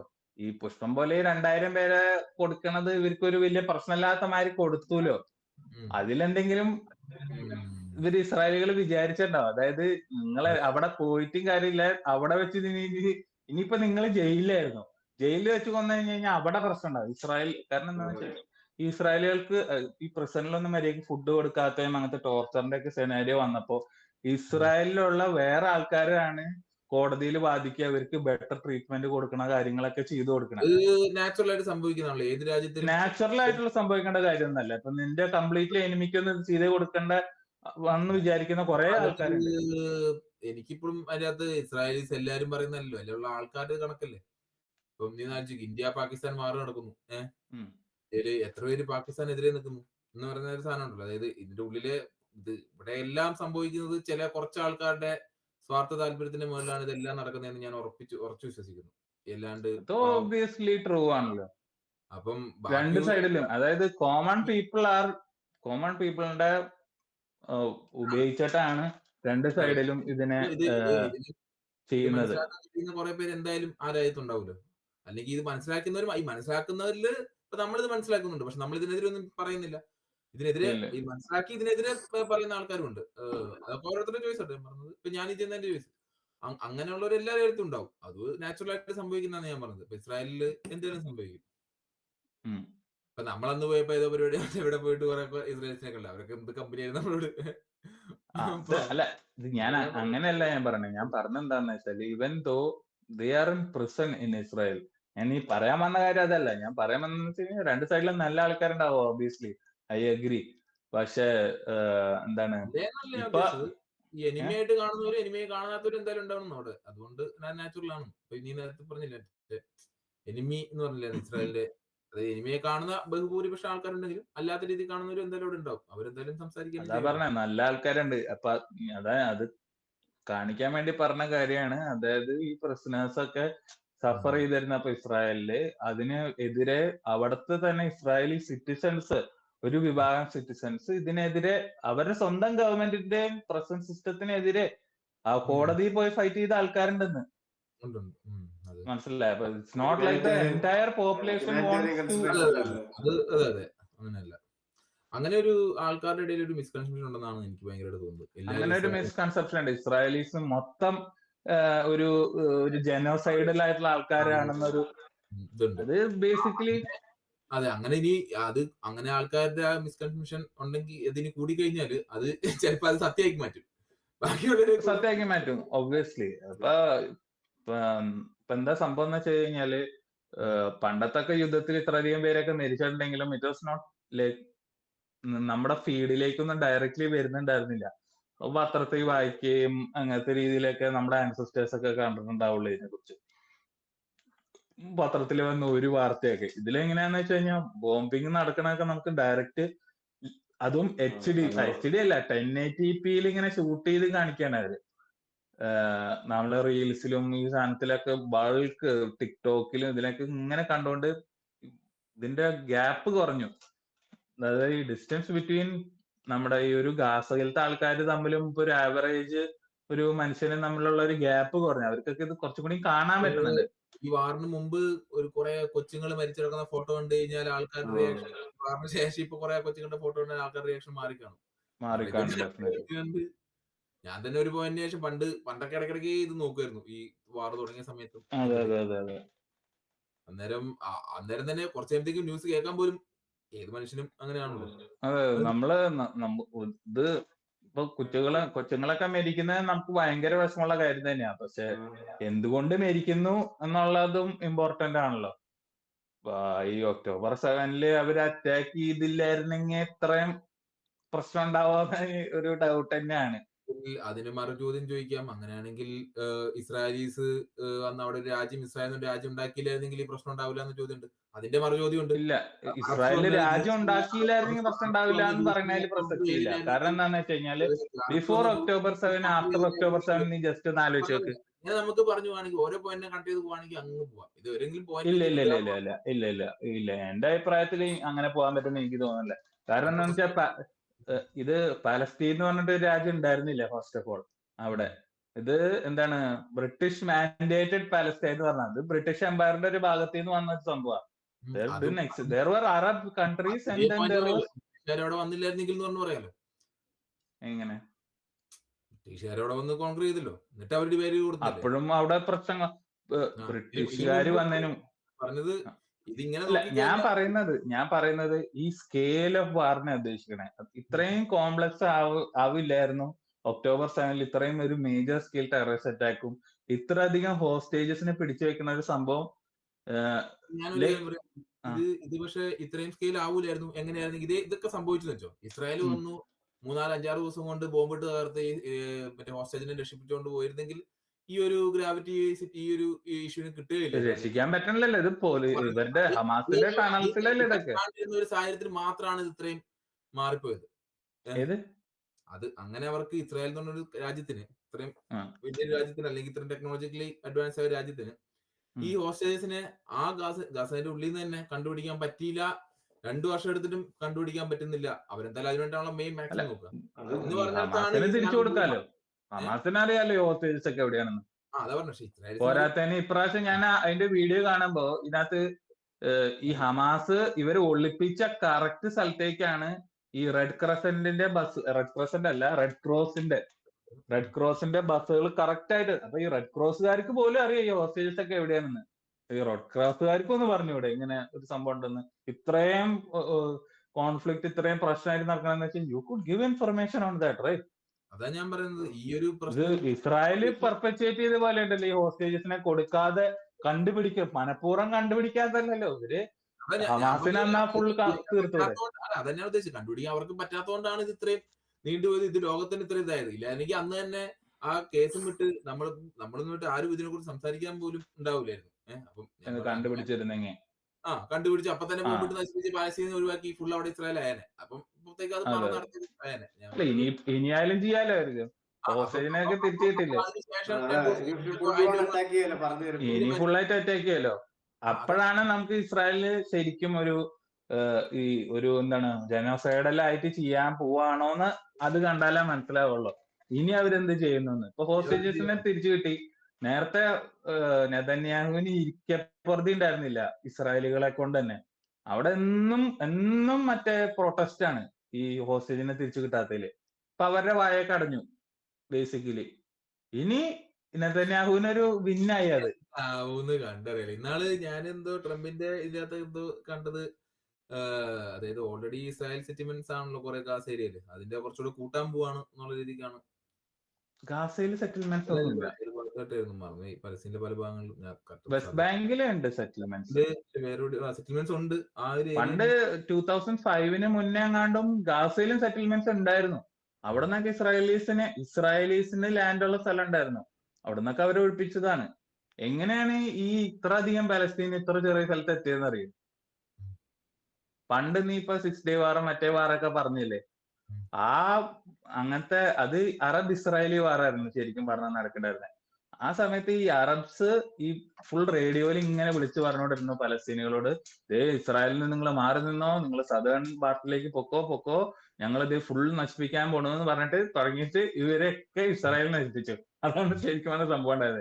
അതിനാണ് ഈ നക്ബ എന്ന് പറയുന്നത്. അതായത് ഒരു കൈൻഡ് ഓഫ് ലൈക്ക് ഒരു മൈഗ്രേഷൻ സംഭവിച്ചത് അതുകൊണ്ടാണ്. അല്ലാതെ ഇവരെ അടിച്ചോടിച്ച് ഇറക്കി വിട്ടതല്ല. ഈ ഇസ്രായേൽ മൊത്തം ഒരു യുദ്ധത്തിൽ നിന്ന് രക്ഷപ്പെടാൻ വേണ്ടിയിട്ട് അന്ന് അവിടെ ഉണ്ടായിരുന്ന ആൾക്കാരൊക്കെ ഈ സദേൺ പാർട്ടിലേക്ക് വന്ന്. അതുകൊണ്ടാണ് ഇത്ര ഡെൻസിറ്റി അവിടെ ആ സ്ഥലത്ത് ഇത്രയധികം ഡെൻസിറ്റി ഉള്ളത്. അപ്പം ഒക്കെ ഇനി കണ്ടറിയണം ഈ ഗാസ ഈ പ്രശ്നം ഇനി അത് ഹോസ്റ്റേജ് കണ്ടറിയണം. എക്സ്ചേഞ്ച് കഴിഞ്ഞാലാണ് നമുക്ക് ശരി കഴിഞ്ഞല്ലോ ഇനി. പിന്നെ ഇനി ബോഡി കുറച്ച് തിരിച്ചു കിട്ടാനുണ്ട്. ഇതിന്റെ ഇനി സീസ്ഫയറിന്റെ ഇത് മാറൂലെന്ന് എന്നുള്ള രീതിയിൽ ഉറപ്പെന്താന്ന് ചോദിച്ചപ്പോ ട്രംപ് പറഞ്ഞത്, എനിക്ക് എന്റെ മൊത്തത്തിൽ ഞാൻ ഡീറ്റെയിൽ നോക്കില്ല, ട്രംപ് പറഞ്ഞു എന്റെ വാക്കിന്റെ ഉറപ്പാണെന്നുള്ള രീതിക്കാണ് പുള്ളി എന്തോ പറഞ്ഞതായിട്ട് ഞാൻ കണ്ടത്. അതിനെ കുറിച്ച് അത് സത്യമാണോ? അതിന്റെ വേറെ എന്തെങ്കിലും ഇതിലൊന്നും ഉറപ്പില്ല, അതാണ് സത്യം. ഇതൊന്നും ആർക്കും ഉറപ്പ് കൊടുക്കാൻ പറ്റില്ല. അപ്പൊ നെതന്യാഹുവിന് വേണമെങ്കിൽ അറ്റാക്ക് ചെയ്യാതിരിക്കാന്ന് ഒരു ഉറപ്പ് കൊടുത്താൽ കൂടി എന്തെങ്കിലും പ്രശ്നം ഉണ്ടായി കഴിഞ്ഞാൽ അവര് ഡിസ്പ്രപ്പോർഷനേറ്റ് ആയിട്ട് ചെയ്ത് കഴിഞ്ഞാൽ കഴിഞ്ഞു പോയി. ഇപ്പൊ ഹമാസ് എന്ന് പറഞ്ഞ ഒരു ടെററിസ്റ്റ് ഓർഗനൈസേഷൻ ആണ് ബേസിക്കലി. അവര് നമുക്ക് അവരുടെ പെർസ്പെക്റ്റീവ് നോക്കുകയാണെന്ന് വെച്ചാൽ അവർക്ക് ഫ്രീഡം ഫൈറ്റർ ആണെന്നൊക്കെ തോന്നുന്നുണ്ടെങ്കിലും basically they do terror attacks. ഹെസ്ബുള്ളയും ഹമാസ് ഡെഫിനറ്റ്ലി ഒരു ടെററിസ്റ്റ് ഓർഗനൈസേഷൻ തന്നെയാണ് ബേസിക്കലി. എന്തിന്? അവരുടെ അവിടുത്തെ പലസ്തീൻകാരെ തന്നെ ഹമാസിനെ തെറി വിളിച്ചുകൊണ്ടിരിക്കുകയാണ്. ആലോചിച്ചേക്ക്. അപ്പൊ നമ്മൾ ഈ ഫ്രീഡം ഫൈറ്റർ ലോജിക്ക് നമുക്ക് അവിടെ അധികം യൂസ് ചെയ്യാനും പറ്റില്ല. അങ്ങനെ അവർക്ക് എതിരുണ്ടാവുന്ന എനിക്കും തോന്നുന്നില്ല. കാരണം അങ്ങനെയാണെങ്കിൽ മറ്റേ പാലസ്തീനിയൻ അതോറിറ്റിക്കാരൊക്കെ പറഞ്ഞത് ഇവരൊക്കെ നായന്റെ മക്കളാണെന്നാണ് പറയണത്, അവിടുത്തെ ആൾക്കാരാണ്. പോട്ടെ, ഇപ്പൊ കുറെ സ്ഥലത്തു നിന്നൊക്കെ ഇസ്രായേൽ വിത്ഡ്രോ ചെയ്തിട്ട് ഹമാസ് ആരും ഇപ്പൊ ഫൈറ്റ് ചെയ്തോണ്ടിരിക്കണേ. കഴിഞ്ഞ ദിവസം അവർ 10-15 പേര് നിർത്തി എക്സിക്യൂട്ട് ചെയ്യണ്ടായിരുന്നു ഹമാസ്. ഇവരൊക്കെ ആരെ എക്സിക്യൂട്ട് ചെയ്യണേ? പലസ്തീൻകാർ തന്നെയല്ലേ. ഫ്രീഡം ഫൈറ്റേഴ്സ് ബാക്കിയുള്ളവരെ എക്സിക്യൂട്ട് ചെയ്യും, സ്വന്തം ആൾക്കാരെ. ഗാന്ധിജി ഒരു 10 ഇന്ത്യക്കാരെ വിളിച്ച് എക്സിക്യൂട്ട് ചെയ്യുന്ന ആലോചിച്ച് നോക്കി. ആ ലെവൽ ഓഫ് തോട്ടാണ്. അങ്ങനെയല്ല ഞാൻ പറഞ്ഞിപ്പോ ഓരോ ഇത് നമ്മള് മൊത്തത്തിൽ എടുത്ത് ആരാധിട്ട് ശരിയെന്നല്ലേ. ഇപ്പം ഇന്ന് സംഭവിച്ച കാര്യത്തിന്റെ ഇത് അല്ലെങ്കിൽ ഓരോ സാഹചര്യത്തിൽ അത് മാറിക്കൊണ്ടിരിക്കുകയാണ്. ഞാൻ പറഞ്ഞത് ഇപ്പം നീ നേരത്തെ ഒരു കാര്യം പറഞ്ഞില്ലേ, ഈ പാലസ്തീനിൽ ഫുൾ എതിർപ്പാണ്. അങ്ങനെ ഫുൾ എതിർപ്പായിരുന്നെങ്കിൽ ഈ ഹമാസ് തറങ്ങി വെച്ചിരിക്കുന്ന ബന്ദികൾ നേരത്തെ ഫുൾ എതിർപ്പാന്നല്ല ഞാൻ പറഞ്ഞ, നല്ല എതിർപ്പുണ്ടെന്നാ ഞാൻ പറഞ്ഞത്. പക്ഷെ ഒരു പരിധിക്ക് മുകളിൽ എതിർപ്പുണ്ടെങ്കിൽ എനിക്ക് തോന്നുന്നില്ല. എതിർപ്പ് എന്തായാലും ഉണ്ടോ, അതെല്ലാം എല്ലാ സൈഡിലും എന്തായാലും ഉണ്ടാവും. പക്ഷെ ഒരു ഞാൻ അങ്ങനെ ഒരു പരിധിക്ക് മുകളിൽ എതിർപ്പുണ്ടാവില്ല എന്ന് പറയാൻ കാരണം വെച്ച് കഴിഞ്ഞാൽ ഇപ്പൊ നീ നേരത്തെ പറഞ്ഞു റെഡ് ക്രോസിന് പോലും അറിയാം, എന്നിട്ട് അവർ പറഞ്ഞു കൊടുക്കുന്നില്ല എന്ന് പറഞ്ഞല്ലോ. അതിപ്പം ഈ പലസ്തീനത്തിൽ എത്ര പേർക്ക് അറിയായിരിക്കും? യുഎന്നും ഇവരൊക്കെ ഒത്തു കളിക്കാണ്.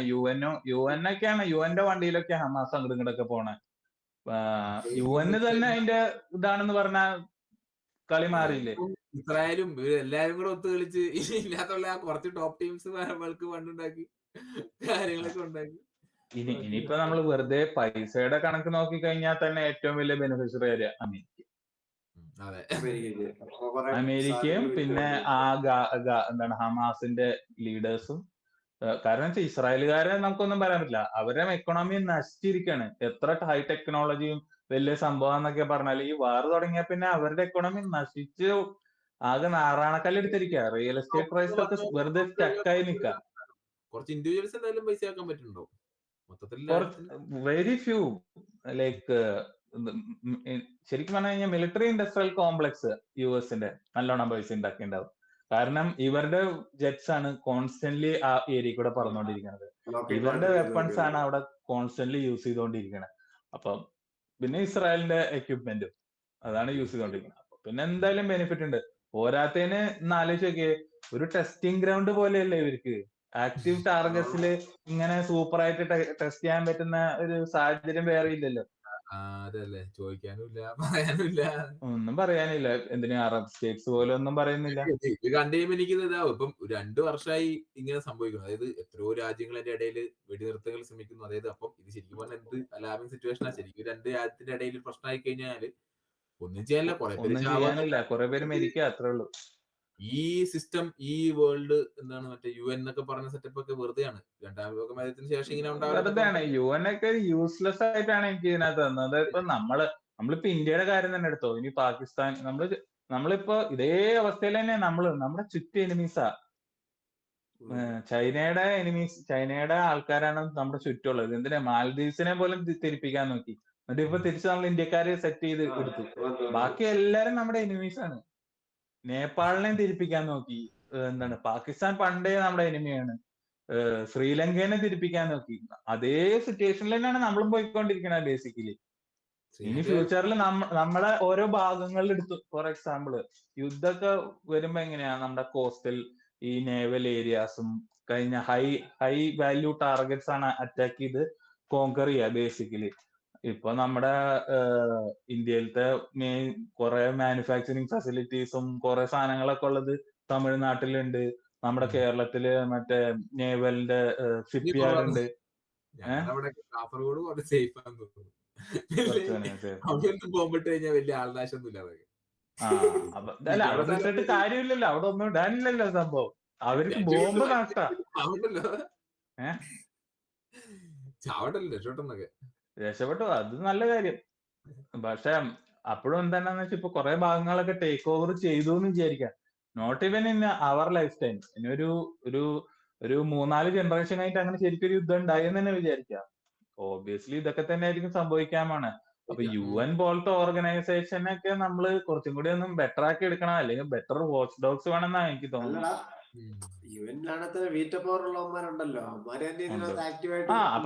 അപ്പൊ അത് നമ്മൾ നമുക്കൊരു UN ഒന്നും ചെയ്യുന്നില്ല എന്ന് പറയുന്നതിന് പകരം we should create some like entities that will protect everybody. പക്ഷേ ഒരു യൂണിവേഴ്സൽ മിലിറ്ററി ഇൻഡസ്ട്രിയൽ കോംപ്ലക്സോ ഒരു ഓർഡർ കൊണ്ടുവന്നേ പറ്റൂ. അല്ലാണ്ട് അല്ലെങ്കിൽ എപ്പോഴും ഇങ്ങനെ ഓരോ പ്രശ്നം. റഷ്യ യുക്രൈൻ അവിടെ പ്രശ്നം നടന്നുകൊണ്ടിരിക്കണ്ട, ഡെയിലി പ്രശ്നമാണ്.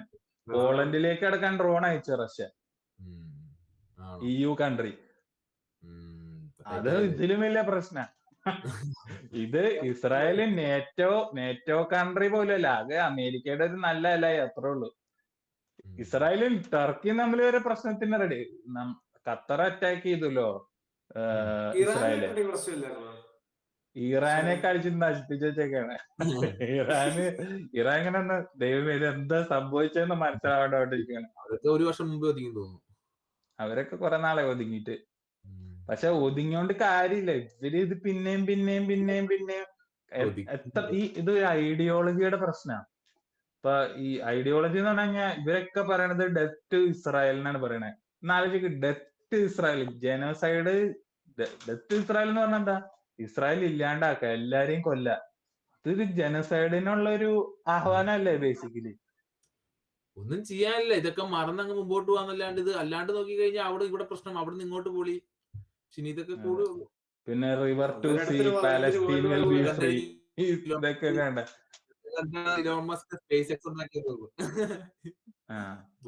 ഇതൊക്കെ കണ്ടിട്ടാണ് ഇലോൺ മസ്ക് മാസി പോകാൻ പോണേ. ഞാൻ പോവാണെന്നൊക്കെ ഇവന്മാര് തല്ലുടിച്ചാതെ പണ്ട് എന്തായാലും ആയിക്കോട്ടെ. ബുദ്ധി മാത്രം പോരാ, കാശും വേണം. നല്ല കാശ് മേടിച്ചിട്ട് പുള്ളി കൊണ്ടുപോകുന്നു. അല്ല, കാശിന് വാല്യൂ ഇല്ലാണ്ടാവൂടാ. കാരണം എന്താന്ന് വെച്ചാൽ കാശിനല്ല. അതായത് if you are able to, എന്താണ് വേണ്ടത്? ടെക്നോളജി മാത്രം മതി, കാശ് വേണ്ട. ശരിക്കും കാശ് ഒരു മണ്ടൻ കോൺസെപ്റ്റ് ആണ്, ഭയങ്കര പ്രിമിറ്റീവ് ആയ കോൺസെപ്റ്റ് ആണ് ഈ കാശൊക്കെ. കാരണം ഈ ഫിയറ്റ് കറൻസി പെട്ടെന്ന് ഇതൊക്കെ ഡിവാല്യൂ ആയി കഴിഞ്ഞാൽ കുറെ പേപ്പർ കഷ്ണം, അതിൽ കൂടുതൽ ഇതൊന്നും അല്ല. ഒന്നും ചെയ്യാൻ പറ്റില്ല ഈ പേപ്പർ കഷ്ണം കൊണ്ട്. പിന്നെന്താ, നിന്റെ അക്കൗണ്ടിലെ പൈസ കുറെ digital അക്കങ്ങളാണ്. there is no real wealth that you have. വെറുതെ കുറെ നമ്പേഴ്സും പേപ്പറും, that's all you have. So ഇനിയിപ്പോ നമുക്ക് വേണമെങ്കിൽ പറയാം ഇന്റലക്ച്വൽ പ്രോപ്പർട്ടി, ബിറ്റ്കോയിൻ എന്ന് പറഞ്ഞു കഴിഞ്ഞാൽ ലിമിറ്റഡ് നമ്പർ ഉള്ളൂ, ഈവൻ ദോ ഇറ്റ്സ് ഡിജിറ്റൽ. അപ്പൊ ആ ഒരു സ്കാർസിറ്റി ഉണ്ട്. പിന്നെ യൂസ്ഫുൾ റിസോഴ്സ്, ഇപ്പൊ ഗോൾഡ്, സിൽവർ. ഇപ്പൊ just not as ornaments or anything. നമുക്ക് ഇതൊക്കെ ഇനി ഇലക്ട്രോണിക് എക്യുപ്മെന്റിൽ മസ്റ്റായിട്ട് ആവശ്യമുള്ള സാധനങ്ങളാണ്. പിന്നെ കുറെ എലിമെന്റ്സ് സാധനങ്ങളൊക്കെ മൈൻ ചെയ്ത് എടുക്കാൻ പറ്റുന്ന കോബാൾട്ട്, മറ്റേ അങ്ങനെ സാധനങ്ങളൊക്കെ. റെയർ എർത്ത് മെറ്റൽ എന്നൊക്കെ പറഞ്ഞ, റെയർ എർത്ത് മെറ്റൽ റെയർ ഒന്നല്ല, വെറുതെ അതിന്റെ പേര് മാത്രമാണ് റെയർ എർത്ത്. ബൾക്ക് സാധനമുണ്ട്, പക്ഷെ അതിന് കുറെ കേപ്പബിലിറ്റീസ് ആവശ്യമുണ്ട്. ലിഥിയം അങ്ങനത്തെ ഒരു സാധനങ്ങളൊക്കെ ഇമ്പോർട്ടന്റ്. ഇതൊന്നും നമുക്ക് കാശ് കൊടുത്തു കഴിഞ്ഞാൽ കിട്ടുന്നതാണ് ഇപ്പോ. പക്ഷെ റിയലി നമ്മൾ നോക്കിക്കഴിഞ്ഞാൽ you don't need money to do all of this. Money exist because we have societies and governments and all of these organisations basically. അതന്നെ ഇൻഎഫക്റ്റീവ് ആണ്. ഡെമോക്രസി തന്നെ ഭയങ്കര ഒരു പ്രോബ്ലം സിറ്റുവേഷൻ ആണ്. അതാണ് ഇപ്പൊ എല്ലായിടത്തും പ്രശ്നം. എല്ലായിടത്തും ഡെമോക്രസി ഉള്ള എല്ലായിടത്തും പ്രശ്നമാണ്. കാരണം എന്താ വെച്ചാൽ ഡെമോക്രസിയിൽ എല്ലാവരുടെ ഒപ്പീനിയൻ മാറ്റേഴ്സ്. എല്ലാവരുടെ opinion Stupid people's opinion also matters. People who don't want to survive also, their opinion also matters. എല്ലാരും ഒപ്പീനിയൻ മാറ്റർ ചെയ്യുന്നുണ്ട്. അപ്പൊ നമ്മള് സ്റ്റെബിലിറ്റി ആണ് ആഗ്രഹിക്കുന്നത് വെച്ച് കഴിഞ്ഞാൽ democracy is not a good option. We need something that's better than democracy, that has all the benefits of democracy and more and fixes democracy. പണ്ടായിട്ട് ഒരു സാധനം ഉണ്ടല്ലോ, ഒരു ഷിപ്പിലുള്ള എല്ലാരും കൂടെ ആയിട്ട് അതിന്റെ അകത്ത് ഒരാളെ ക്യാപ്റ്റൻ ആക്കാൻ തെരഞ്ഞെടുത്ത് കഴിഞ്ഞാൽ ആ ഷിപ്പ് മര്യാദയ്ക്ക് പോവോ? ഇല്ലല്ലോ. അതിനുള്ള എക്സ്പെർട്ടൈസ് ഉള്ള ആൾക്കാരിൽ നിന്നല്ല ആളെ തെരഞ്ഞെടുക്കുന്നത്. അപ്പം അങ്ങനത്തെ ഒരു സിസ്റ്റം ഒക്കെ വന്നു വേണം. എനിക്ക് തോന്നുന്നു എങ്ങനെയാണിത് നന്നാവുന്ന എനിക്ക് തോന്നുന്നില്ല. എങ്ങനെ പോയാലും രക്ഷപ്പാട് ബുദ്ധിമുട്ടാണ്. കാരണം എന്താണെന്ന് വെച്ച് കഴിഞ്ഞാല് കുറെ ആളുണ്ട് നമ്മള്, പക്ഷെ ഇനി ഇതിൽ കൂടുതലൊക്കെ ആൾക്കാരെ ആവാം ഇനി. പക്ഷെ എന്തായാലും ആവും. നമ്മള് പോവാ it will get more and more difficult. പക്ഷെ നമ്മള് ഇപ്പൊ കുറെ പ്രോബ്ലംസ് നമ്മൾ ടെക്നോളജി വെച്ച് സോൾവ് ചെയ്തു. ഇനി ഫ്യൂച്ചറിലൊക്കെ ഇനി ടെക്നോക്രാറ്റ്സ് വരും. ടെക്നോളജി വെച്ച് ഭരിക്കുന്ന ആൾക്കാർ വരാനുള്ള ചാൻസ് ഒക്കെ ഉണ്ട് ഇനി ഫ്യൂച്ചറിൽ. അതൊക്കെ ഒരു ഡിസ്റ്റോപ്പിയ ആണെന്ന് എനിക്ക് ഫീൽ ചെയ്യുന്നുണ്ട്. ഇനി അവരുടെയൊക്കെ ഇപ്പൊ സാം ഓൾട്ട്മാൻ, ഞാൻ കഴിഞ്ഞ ആഴ്ച ഡിസ്കസ് ചെയ്യണമെന്ന് വിചാരിച്ച കാര്യമാണ്. ഞാന് റോമൻ യാമ്പോൾസ്കി എന്ന് പറഞ്ഞ ഒരു പുള്ളിയുടെ ബുക്ക് വായിക്കുന്നുണ്ട്. ഞാൻ പുള്ളിയുടെ ഒരു പോഡ്കാസ്റ്റ് ഒക്കെ കണ്ടിട്ട് വായിക്കാൻ തുടങ്ങിയതാ. പുള്ളി പറയണ എന്താന്ന് വെച്ച് കഴിഞ്ഞാൽ സൂപ്പർ ഇന്റലിജൻസ് വന്നു കഴിഞ്ഞാൽ എന്താ സംഭവിക്കണേന്ന് നമുക്ക് ഒന്നും പ്രെഡിക്റ്റ് ചെയ്യാൻ പറ്റില്ല എന്നാണ് പറയുന്നത്. ആ സാധനത്തിലേക്ക് നമ്മളിപ്പോ കോമ്പീറ്റ് ചെയ്ത് സൂപ്പർ ഇന്റലിജൻസ് ക്രിയേറ്റ് ചെയ്യാൻ വേണ്ടി ഓടിക്കൊണ്ടിരിക്കുക. ഇപ്പൊ തന്നെ ഓൾറെഡി AGI ആയി എന്നാണ്. ഇപ്പൊ നമ്മളൊരു പഴയ സ്റ്റാൻഡേർഡ്സ് വെച്ച് നോക്കുകയാണെന്ന് വെച്ചാൽ we have already accomplished AGI. അതായത് പല കാര്യങ്ങളും നല്ല ഒരു ആവറേജ് ഹ്യൂമനേലും ബെറ്റർ ആയിട്ട് ചെയ്യാൻ പറ്റുന്ന കാര്യം ഓൾറെഡി ക്രിയേറ്റ് ചെയ്ത് കഴിഞ്ഞു നമ്മള്. ഇനി സൂപ്പർ ഇന്റലിജൻസ് എന്ന് പറഞ്ഞാൽ എല്ലാ ഹ്യൂമൻസിനെയും കമ്പൈൻ ചെയ്തതിനേക്കാളും ബുദ്ധിയുള്ള സാധനത്തിനാണ് അവര് ഉണ്ടാക്കുന്നത്. അത് പണ്ടൊക്കെ 50 വർഷം 10-200 വർഷം എന്നൊക്കെ പറഞ്ഞത്. ഇപ്പൊ അവര് പറയണ അടുത്തൊരു 5 to 10 വർഷത്തിനുള്ളിൽ സൂപ്പർ ഇന്റലിജൻസ് വരുന്നത്. ഹാർഡ്വെയർ ബെറ്റർ ആയിക്കൊണ്ടിരിക്കുകയാണ്. NVIDIA ഒക്കെ പൈസ അങ്ങനെ വാരി കൂട്ടാണ് ഈ ഹാർഡ്വെയറിന്റെ ബേസിസിൽ മാത്രം. NVIDIA AMD ഈ ടീംസ് ഒക്കെ ഇപ്പൊ ഇവിടെ UAE-ലൊക്കെ പുതിയ സാധനം വരുന്നുണ്ട്, സ്റ്റാർ ഗേറ്റ് എന്ന് പറഞ്ഞ പ്രൊജക്ട്. ഏറ്റവും വൺ ഓഫ് ദ ലാർജസ്റ്റ് ഈ പ്രോസസിങ് ഫെസിലിറ്റി. അതിന്റെ ഉള്ളില് നമ്മളിങ്ങനെ സിനിമയിലൊക്കെ കാണില്ലേ, എന്ത് ഡേറ്റാ സെന്റർ മാത്രല്ല, ഈ ഇതിന്റെ GPUസും ഇങ്ങനത്തെ സാധനങ്ങളൊക്കെ നിറച്ച് വലിയ ഫെസിലിറ്റി എന്ന് പറഞ്ഞാൽ വലിയ ഫെസിലിറ്റി. ഇതൊക്കെ ഇനി മിഡിൽ ഈസ്റ്റിലോട്ട് തന്നെ വരും. മിഡിൽ ഈസ്റ്റും പിന്നെ റഷ്യയിലേക്കൊക്കെ ആയിരിക്കും ഇങ്ങനത്തെ സെന്റേഴ്സ് ഒക്കെ ഇനി വരാൻ പോണേ. എനർജി വേണമല്ലോ ഇതിന്, ഹ്യൂജ് അമൗണ്ട്സ് ഓഫ് എനർജി വേണം. കൂളിംഗിന് it requires lot of energy. അപ്പൊ അതൊക്കെ വെച്ച് ഇനി ഇങ്ങനത്തെ എനർജി സേഫ് ആയുള്ള സ്ഥലങ്ങളിലായിരിക്കും ഇങ്ങനത്തെ സാധനമൊക്കെ വരാം. ഡേറ്റാ സെന്റേഴ്സും ഭയങ്കര ഇമ്പോർട്ടന്റ് ആണ്. അപ്പൊ പിന്നെ ഈ സൂപ്പർ ഇന്റലിജൻസിന്റെ കാര്യം പറഞ്ഞപ്പോഴാണ് അത് നമുക്കൊരു ടോപ്പിക് ആയിട്ട് ഇടാം. ഈ ഇന്റർനെറ്റ് ഒക്കെ ഫുള്ള് ഇപ്പം കടലിനടി കൂടെ അത് സെറ്റ് ആവണമെന്നൊന്നുമില്ല സൂപ്പർ ഇന്റലിജൻസിന്.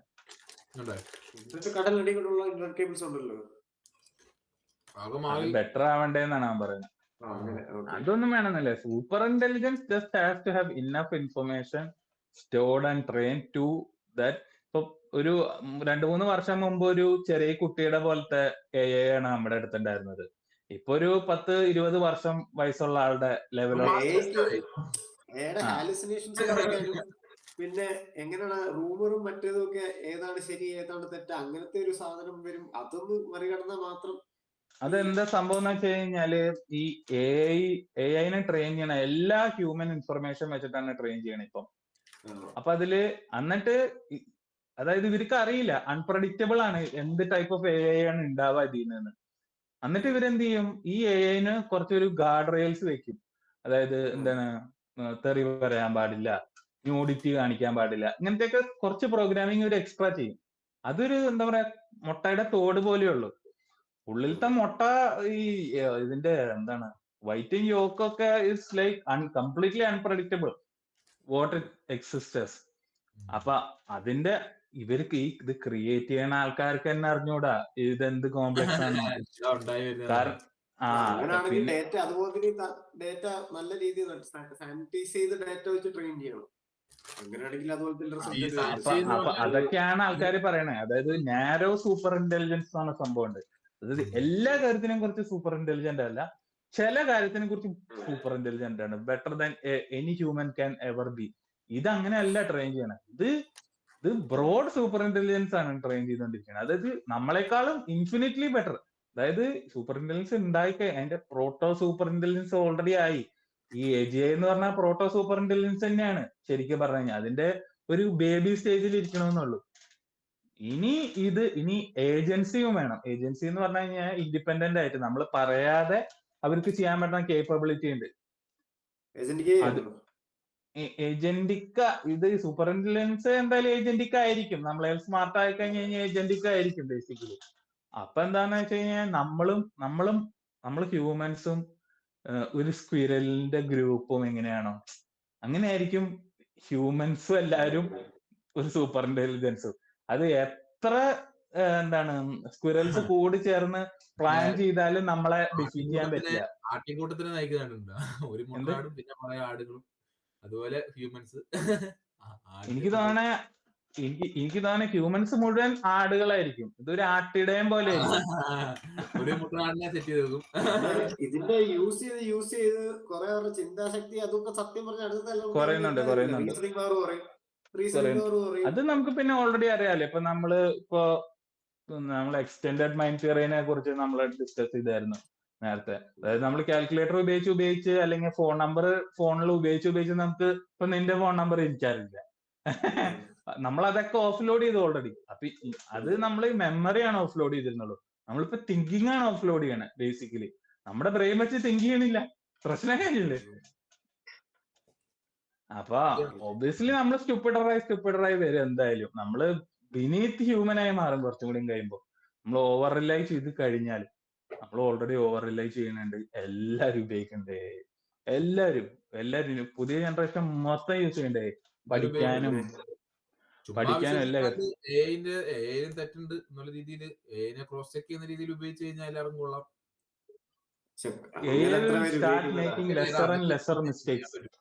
ഇപ്പൊ കുറെ മിസ്റ്റേക്സ് ഉണ്ടെങ്കിലും like they will get better and better every year they will exponentially better ആണ്. അതായത് ഒരു ലീനിയർ ആയിട്ടുള്ള ഇതല്ല, എക്സ്പോണൻഷ്യൽ ആയിട്ടുള്ള ഒരു ഗ്രോത്ത് ആയിരിക്കണം.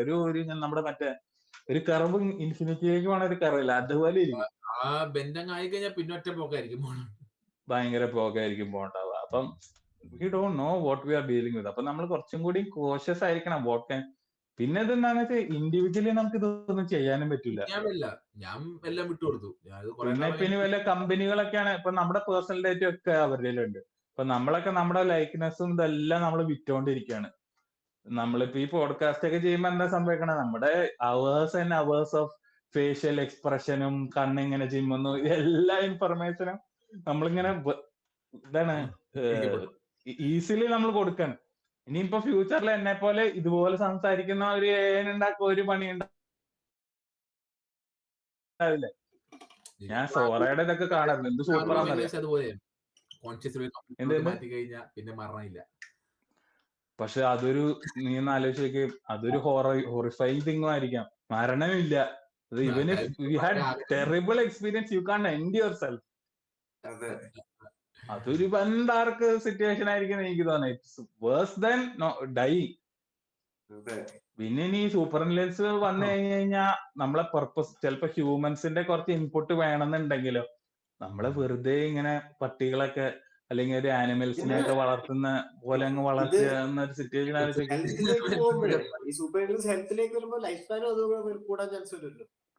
ഡെഫിനറ്റ്ലി അത് കുറെ പ്രോബ്ലംസ് നമ്മുടെ സോൾവ് ചെയ്യും ബേസിക്കലി. പക്ഷെ it can also prioritise itself. അതാണ് സൂപ്പർ ഇന്റലിജൻസിന്റെ ഇത്. നാരോ സൂപ്പർ ഇന്റലിജൻസ് ആണെന്ന് നമുക്ക് ബെനിഫിഷ്യൽ ആണെന്ന് വിചാരിക്കും. ഇത് അങ്ങനെയല്ല, ഇത് ജനറൽ സൂപ്പർ ഇന്റലിജൻസ്. ഹ്യൂമൻസിന്റെ പ്രോബ്ലം കൂടത്തേ ഉള്ളൂ. ഇപ്പൊ ഫോർ എക്സാമ്പിൾ, ഇപ്പൊ കമ്പ്യൂട്ടേഴ്സിന് generally require lower temperatures to run efficiently. ഇപ്പൊ നമ്മുടെ ഇതെന്താ, നമുക്ക് തണുപ്പ് 0-ലും 15 ഡിഗ്രിയിലും ജീവിക്കാൻ പറ്റില്ലല്ലോ. നമുക്ക് ഒരു ആംബിയന്റ് 10-25-35 ഡിഗ്രിയാണ് നമുക്ക് ആംബിയന്റ് ആയിട്ട് വരുന്നത്. കമ്പ്യൂട്ടേഴ്സിന് അതിന്റെ ആവശ്യമില്ല. അവര് പറയും പോയി പണയം വെക്കാൻ പറയും, നിങ്ങളൊക്കെ വെച്ചിട്ട് ഒരു മെച്ചം ഇല്ല. ഇനി നമുക്ക് ഇങ്ങനെ വേറെ രീതിയിൽ ആലോചിക്കാം. ഹീറ്റർ വെച്ച് കാശുകളായിരുന്നൊക്കെ. ഹീറ്റർ വെച്ച് ഇപ്പൊ എർത്തിനെ മൊത്തം തണുപ്പിക്കുന്ന ഒരു കാര്യം ഞാൻ ആലോചിച്ചേ. കുറെ ഗ്യാസ് പമ്പ് ചെയ്യുക എയറിലേക്ക്, കുറെ ഇങ്ങനത്തെ ഗ്രീൻ ഹൗസ് ഗ്യാസ് പമ്പ് ചെയ്യുക, എന്നിട്ട് എർത്തിനെ തന്നെ ഗ്രീൻ ഹൗസ് ഗ്യാസ് ചൂടാണല്ലോ അല്ലെ. അല്ല, എക്സ്ട്രീം ടെമ്പറേച്ചേഴ്സ് ഉണ്ടാവുമല്ലോ. ഇനി സൂപ്പർ ഇന്റലിജൻസിന് എന്തെങ്കിലും ഇപ്പൊ ചൂടാക്കുന്നത് മനസ്സിലായല്ലോ, ഇനി തണുപ്പിക്കുന്ന എന്തെങ്കിലും മനസ്സിലായാലോ. തണുപ്പിച്ച് ഇവിടെ ഫുൾ ഐസേജിലേക്ക് കൊണ്ടായാലോ, അവരെ കമ്പ്യൂട്ടർ സൂപ്പർ ആയിട്ട് വർക്ക് ചെയ്യാൻ വേണ്ടി അങ്ങനെയും ചെയ്യാം. ഡിസ്റ്റോപ്പിയാണ് ബേസിക്കലി ഫ്യൂച്ചറില്. പോരാത്തതിന് നമ്മള് മനുഷ്യരായിട്ട് തന്നെ അങ്ങോട്ടും ഇങ്ങോട്ടും കൊന്നു മരിക്കണം. നിങ്ങളും വലിയ മെച്ചമൊന്നുമില്ല എന്നൊക്കെ പറഞ്ഞ കഴിഞ്ഞില്ലേ കഥ. നിങ്ങളുടെ ഒരു യുദ്ധമൊക്കെ ഞങ്ങൾ കണ്ടായിരുന്നൊക്കെ. ഞങ്ങൾ കൂടുതൽ അങ്ങോട്ട് പോയി കഷ്ടപ്പെടണ്ട. അൾട്രോൺസിനായിരിക്കും ഞാൻ ഇപ്പൊ തന്നെ എല്ലാരും കൊന്നുകളെ ഒറ്റടിക്കും. എല്ലാരും ഞാൻ അങ്ങ് തീർത്തരാം. അപ്പൊ പിന്നെ നിങ്ങളുടെ ടെൻഷൻ അങ്ങ് ഒഴിവായി കിട്ടുന്നൊക്കെ. ഞാനപ്പ എല്ലാരും ഒരുമിച്ച് ആവുകയാണെങ്കിൽ പിന്നെ കുഴപ്പമില്ല. MIT ഇതുണ്ടല്ലോ, ടീം ഓഫ് ഇതുണ്ടല്ലോ, അൾട്രാ ഇന്റലിജൻസിന് അങ്ങനെ വരുവാണെങ്കിൽ അതിനെതിരായിട്ട് ഇത് ചെയ്യാനുള്ള ടീം ഓഫ് ഫിസിസിസ്റ്റ് മാത്തമാറ്റീഷ്യൻസ് ഉണ്ട്. But see, even if you have an organization like that, you need money. You need billions, maybe even trillions of dollars to make it sure. You need another super intelligence to make those laws. Like നമ്മള്, അതായത് ഇപ്പൊ ഇതൊക്കെ ഞാനിപ്പോ പറഞ്ഞ ഒരു stupid ആയിട്ടുള്ള ഞാൻ ചിന്തിക്കാണ്. ഞാൻ സൂപ്പർ ഇന്റലിജന്റ് എന്ത് ചെയ്യും, ഞാൻ ഈവിൾ ആയി കഴിഞ്ഞാൽ എന്ത് ചെയ്യും എന്നുള്ളതാണ് എനിക്ക് ചിന്തിക്കാനുള്ളത്. Super intelligence means they are beyond us. അതായത് ഒരു സ്ക്വിരലോ അല്ലെങ്കിൽ ഒരു ഉറുമ്പോ ഈ ഹ്യൂമൻസ് എന്താ ചിന്തിക്കണേന്ന് അവർക്ക് ഇമാജിൻ പോലും ചെയ്യാൻ പറ്റില്ല. നമ്മളെങ്ങനെയാ വർക്ക് ചെയ്യണേന്ന്. ഇപ്പൊ ഫോർ എക്സാമ്പിൾ ഒരു ആന്റ് ഹില്ലിന്റെ ഒരു കാര്യം പറയണ്ടായിരുന്നു പുള്ളി പോഡ്കാസ്റ്റിനകത്ത്. അതായത് ഇപ്പൊ നമ്മളൊരു വീട് വെക്കാൻ പോവാണ്, അവിടെ വലിയൊരു ആന്റ് ഹിൽ ഉണ്ട്. ആന്റ് ഹില്ലിന് ചുറ്റും പണിയാന്ന് നീ ഒരിക്കലും വിചാരിക്കില്ലല്ലോ. You will destroy that hole thing. ഒരു മിനി ജനോസൈഡ് ചെയ്തിട്ടാണ് നീ ഒരു വീട് തന്നെ വെക്കണേ. അപ്പൊ you are like that to the super intelligence. നമ്മുടെ കയ്യിൽ നിന്ന് അടുത്ത ഒരു സ്പീഷീസ് വരുന്നുള്ളൂ, വേറെ രീതിയിൽ. നമ്മുടെ മുകളിൽ ഒരു സ്പീഷീസ് വരുന്നു. അതെ, പോത്തിന്റെ അവസ്ഥയായിരിക്കും. അറക്കാനാന്നറിയില്ലല്ലോ പോത്തിനെ വളർത്തുന്നത്. അതെ, നമ്മളങ്ങനെയൊക്കെ ആയിരിക്കും വളർത്തുന്നത്. ഇനി പുള്ളി ജോ റോഗൻ വേറൊരു കാര്യം ചോദിക്കുന്നുണ്ട് പുള്ളിയുടെ അടുത്ത്. അതായത് നമുക്ക് അറിയാൻ പറ്റുമോ ഇതിപ്പോ ഓൾറെഡി സൂപ്പർ ഇന്റലിജൻസ് ആയി, ഇവര് നമ്മൾ ഇപ്പോഴേ മാനിപ്പുലേറ്റ് ചെയ്യുന്നുണ്ടോ എന്ന് അറിയാൻ പറ്റുമെന്ന് ചോദിച്ചപ്പോ ഒരു ഐഡിയ ഇല്ല എന്നാ പുള്ളി പറയുന്നത്. കാരണം എന്താന്ന് വെച്ച് കഴിഞ്ഞാല് അത് അഭിനയിക്കൂലോ. ഇനി ഏറ്റവും ബെസ്റ്റ് വഴി എന്താ, ഇൻക്രിമെന്റലി മോശാക്കി വിടുക. അതായത് ഒരു വലിയ യുദ്ധത്തിലേക്കൊന്നും കൊണ്ടുപോകാതെ ഇൻക്രിമെന്റലി എർത്ത് മോശാക്കാം. അപ്പൊ ഇതൊക്കെ സിലിക്കൺ ബേസ്ഡ് ഇതിൽ ഇവര് ഓൾറെഡി ഇമ്മോർട്ടലാണ്. അടി ഉണ്ടാകാനും തല്ലുണ്ടാകാനും അങ്ങനത്തെ സിവിൽ ഇൻട്രസ്റ്റ് ഉണ്ടാക്കാൻ ഭയങ്കര എളുപ്പമുള്ള സമയമാണല്ലോ. എളുപ്പമുള്ള സമയമാണ്. പക്ഷെ എന്നാലും they just need to outlive us. മനസ്സിലായ? നമ്മുടെ ഹ്യൂമൻ സ്കെയിലിനൊക്കെ ഒരു 10-120 വയസ്സ് വരെ നമുക്ക് ജീവിക്കാൻ പറ്റുള്ളൂ. ഇപ്പൊ നമ്മൾ യൂറോപ്യനും വെസ്റ്റേൺ കൺട്രീസിലൊക്കെ നോക്കി കഴിഞ്ഞാൽ പോപ്പുലേഷൻ റേറ്റ് ഭയങ്കര ഡിക്ലൈനിങ് ആണ്. അതൊന്ന് ഏഡ് ചെയ്ത് കൊടുത്താൽ പോരെ, പ്രശ്നം കഴിഞ്ഞില്ലേ? നിങ്ങളൊരു 500 വർഷത്തിനുള്ളിൽ തന്നെ ചത്തുപോവാണെങ്കിലോ, what's better than that? No war, no collateral, you guys just die away. Human brain ഉപയോഗിച്ച് സൂപ്പർ കമ്പ്യൂട്ടർ സൂപ്പർ ആക്കാതെ അത്ര നാളും ട്രെയിൻ ചെയ്യാൻ ഡേറ്റ. ഇനി പിന്നെ വേറെ പുള്ളി പറഞ്ഞ സിമുലേഷൻ തിയറിനെ കുറിച്ചാ പറഞ്ഞത്. അതായത് പുള്ളി പറയണ എന്താന്ന് വെച്ച് കഴിഞ്ഞാല്, ഇപ്പൊ നമുക്ക് ഓൾറെഡി വെർച്വൽ സൂപ്പർ ഇന്റലിജൻസിന്റെ ഒരു ട്രജക്ടറി നമുക്ക് അറിയാം. We will get super intelligence pretty soon. പിന്നെ വെർച്വൽ റിയാലിറ്റിയും also we most likely we will perfect it within 10 years. അതായത് എത്ര ഇൻഡിസ്റ്റിങ്വിഷബിൾ ആണോ from the reality, that much better virtual reality is going to be. അങ്ങനത്തെ type സാധനം create ചെയ്യാനുള്ള എല്ലാ എക്യുപ്മെന്റും നമ്മുടെ അടുത്ത് ഇപ്പൊ ഉണ്ട്. അതിന്റെ ബെറ്റർ വേർഷൻ, അതായത് ഐഫോൺ എന്താണ് 4, ഐഫോൺ 5 ഐഫോൺ 5s അങ്ങനത്തെ ലെവലിലാണ് നമ്മളിപ്പോ നിൽക്കണേ. ഒരു ഐഫോൺ 14 പ്രോ അല്ലെങ്കിൽ 17 അല്ലെങ്കിൽ ഇപ്പോഴത്തെ ലെവലിലേക്ക് എത്തുമ്പോഴേക്കും the same kind of technology, super ഇന്റലിജൻസോ അല്ലെങ്കിൽ വെർച്വൽ റിയാലിറ്റിയോ എത്തുമ്പോഴേക്കും it will be completely indistinguishable എന്നാണ് പുള്ളി പറയണേ. നമ്മളിന്ന് സിമുലേഷന്റെ ഉള്ളിലേക്ക് പോകാൻ പാടില്ല. പിന്നെ ഒരു കാര്യം കൂടി പറഞ്ഞ, റെട്രോ കോസലി ഇത് ഓൾറെഡി സംഭവിച്ചു കഴിഞ്ഞിട്ടും ഉണ്ടാവാന്ന്. അതായത് ഇനി ഫ്യൂച്ചറിൽ ദിസ് വിൽ ഗെറ്റ് ചീപ്പർ. അപ്പൊ നമുക്കൊരു AI വീഡിയോ ഇപ്പൊ ഉണ്ടാക്കണം എന്ന് വെച്ചാൽ you don't need to spend any money. You can create like 30 videos for free. പക്ഷെ ഒരു വർഷം 2 വർഷം മുമ്പ് ഈ ക്വാളിറ്റി വീഡിയോ ക്രിയേറ്റ് ചെയ്യണമെന്ന് you need to spend a lot of money. So this is all getting cheaper eventually. അപ്പൊ ഇതൊക്കെ already സംഭവിച്ചു കഴിഞ്ഞിട്ട് നമ്മള് അങ്ങനത്തെ ഇൻഫിനിറ്റ് റിയാലിറ്റീസ് നമ്മൾ ക്രിയേറ്റ് ചെയ്തിട്ട് അതിന്റെ ഒരെണ്ണത്തിനകത്ത് നമ്മളാണെങ്കിലോ already you are born into this kind of reality ആണെങ്കിലോ you wouldn't know base reality ഏതാണെന്ന് നമുക്ക് അറിയില്ല, കാരണം you have not seen base reality. ഇപ്പൊ നമ്മൾ ക്രിയേറ്റ് ചെയ്യുന്ന സിമുലേഷനിലുള്ള ക്യാരക്ടേഴ്സ്, ഇപ്പൊ നമ്മളൊരു ഗെയിം കളിക്കണം GTA, അവരെന്നെ ഒരു സിമുലേഷനകത്തല്ലേ ബേസിക്കലി. അവർക്ക് തോന്നുന്നുണ്ടെങ്കിൽ അവര് കോൺഷ്യസ് ആണ്. ഇപ്പൊ ഒരാള് പോയിട്ട് പോലീസുകാരനെ ഇടിക്കുന്നു, അയാള് വിചാരിക്കണോ എന്റെ തോട്ട്സ് ആണ്, ഞാനാണ് ഇയാൾ ഇടിക്കണേ. പക്ഷെ നമ്മളയാളെ കൺട്രോൾ ചെയ്യിപ്പിച്ച് ഒരു പപ്പറ്റ് പോലെ ചെയ്യാനെന്നാണെന്ന് ആൾക്കാരെ ഉണ്ടാവില്ലല്ലോ. പുള്ളി വിചാരിക്കണോ എന്നെ ആരും കണക്ട് ചെയ്തിട്ടില്ല, ബാക്കിൽ എനിക്ക് സ്ട്രിങ്സ് ഒന്നും ഇല്ല, പക്ഷെ I am doing it. Ego, ദേഷ്യം വരുന്നു, ഇത് ചെയ്യുന്നു, ഇതൊക്കെ മറ്റേ ഒരു സ്വിച്ച് ആണെങ്കിലേ സിമ്പിൾ ദേഷ്യം പഠിക്കുന്നു. അങ്ങനത്തെ പെർസ്പെക്റ്റീവ് ആലോചിച്ച് കഴിഞ്ഞാൽ V are already screwed.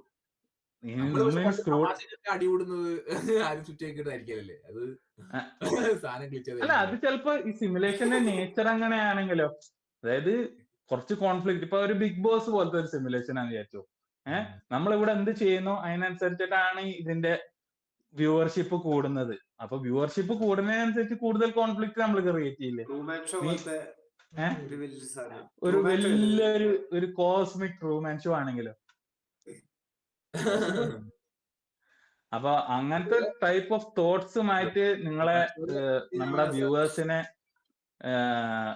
Think ചെയ്യാൻ വേണ്ടിയിട്ടുള്ള കുറച്ച് കാര്യങ്ങൾ വിട്ടിട്ട് നമ്മൾ ഇന്നത്തെ എപ്പിസോഡ് എൻഡ് ചെയ്യുകയാണ്. അപ്പോ ഇതുപോലത്തെ എന്താണ് റെലവെന്റ് ആയിട്ടുള്ളതും നമ്മൾ തിങ്ക് ചെയ്യേണ്ടതായിട്ടുള്ള ടോപ്പിക് ആയിട്ട് നെക്സ്റ്റ് ആഴ്ച നമ്മൾ തിരിച്ചു വരുന്നത്.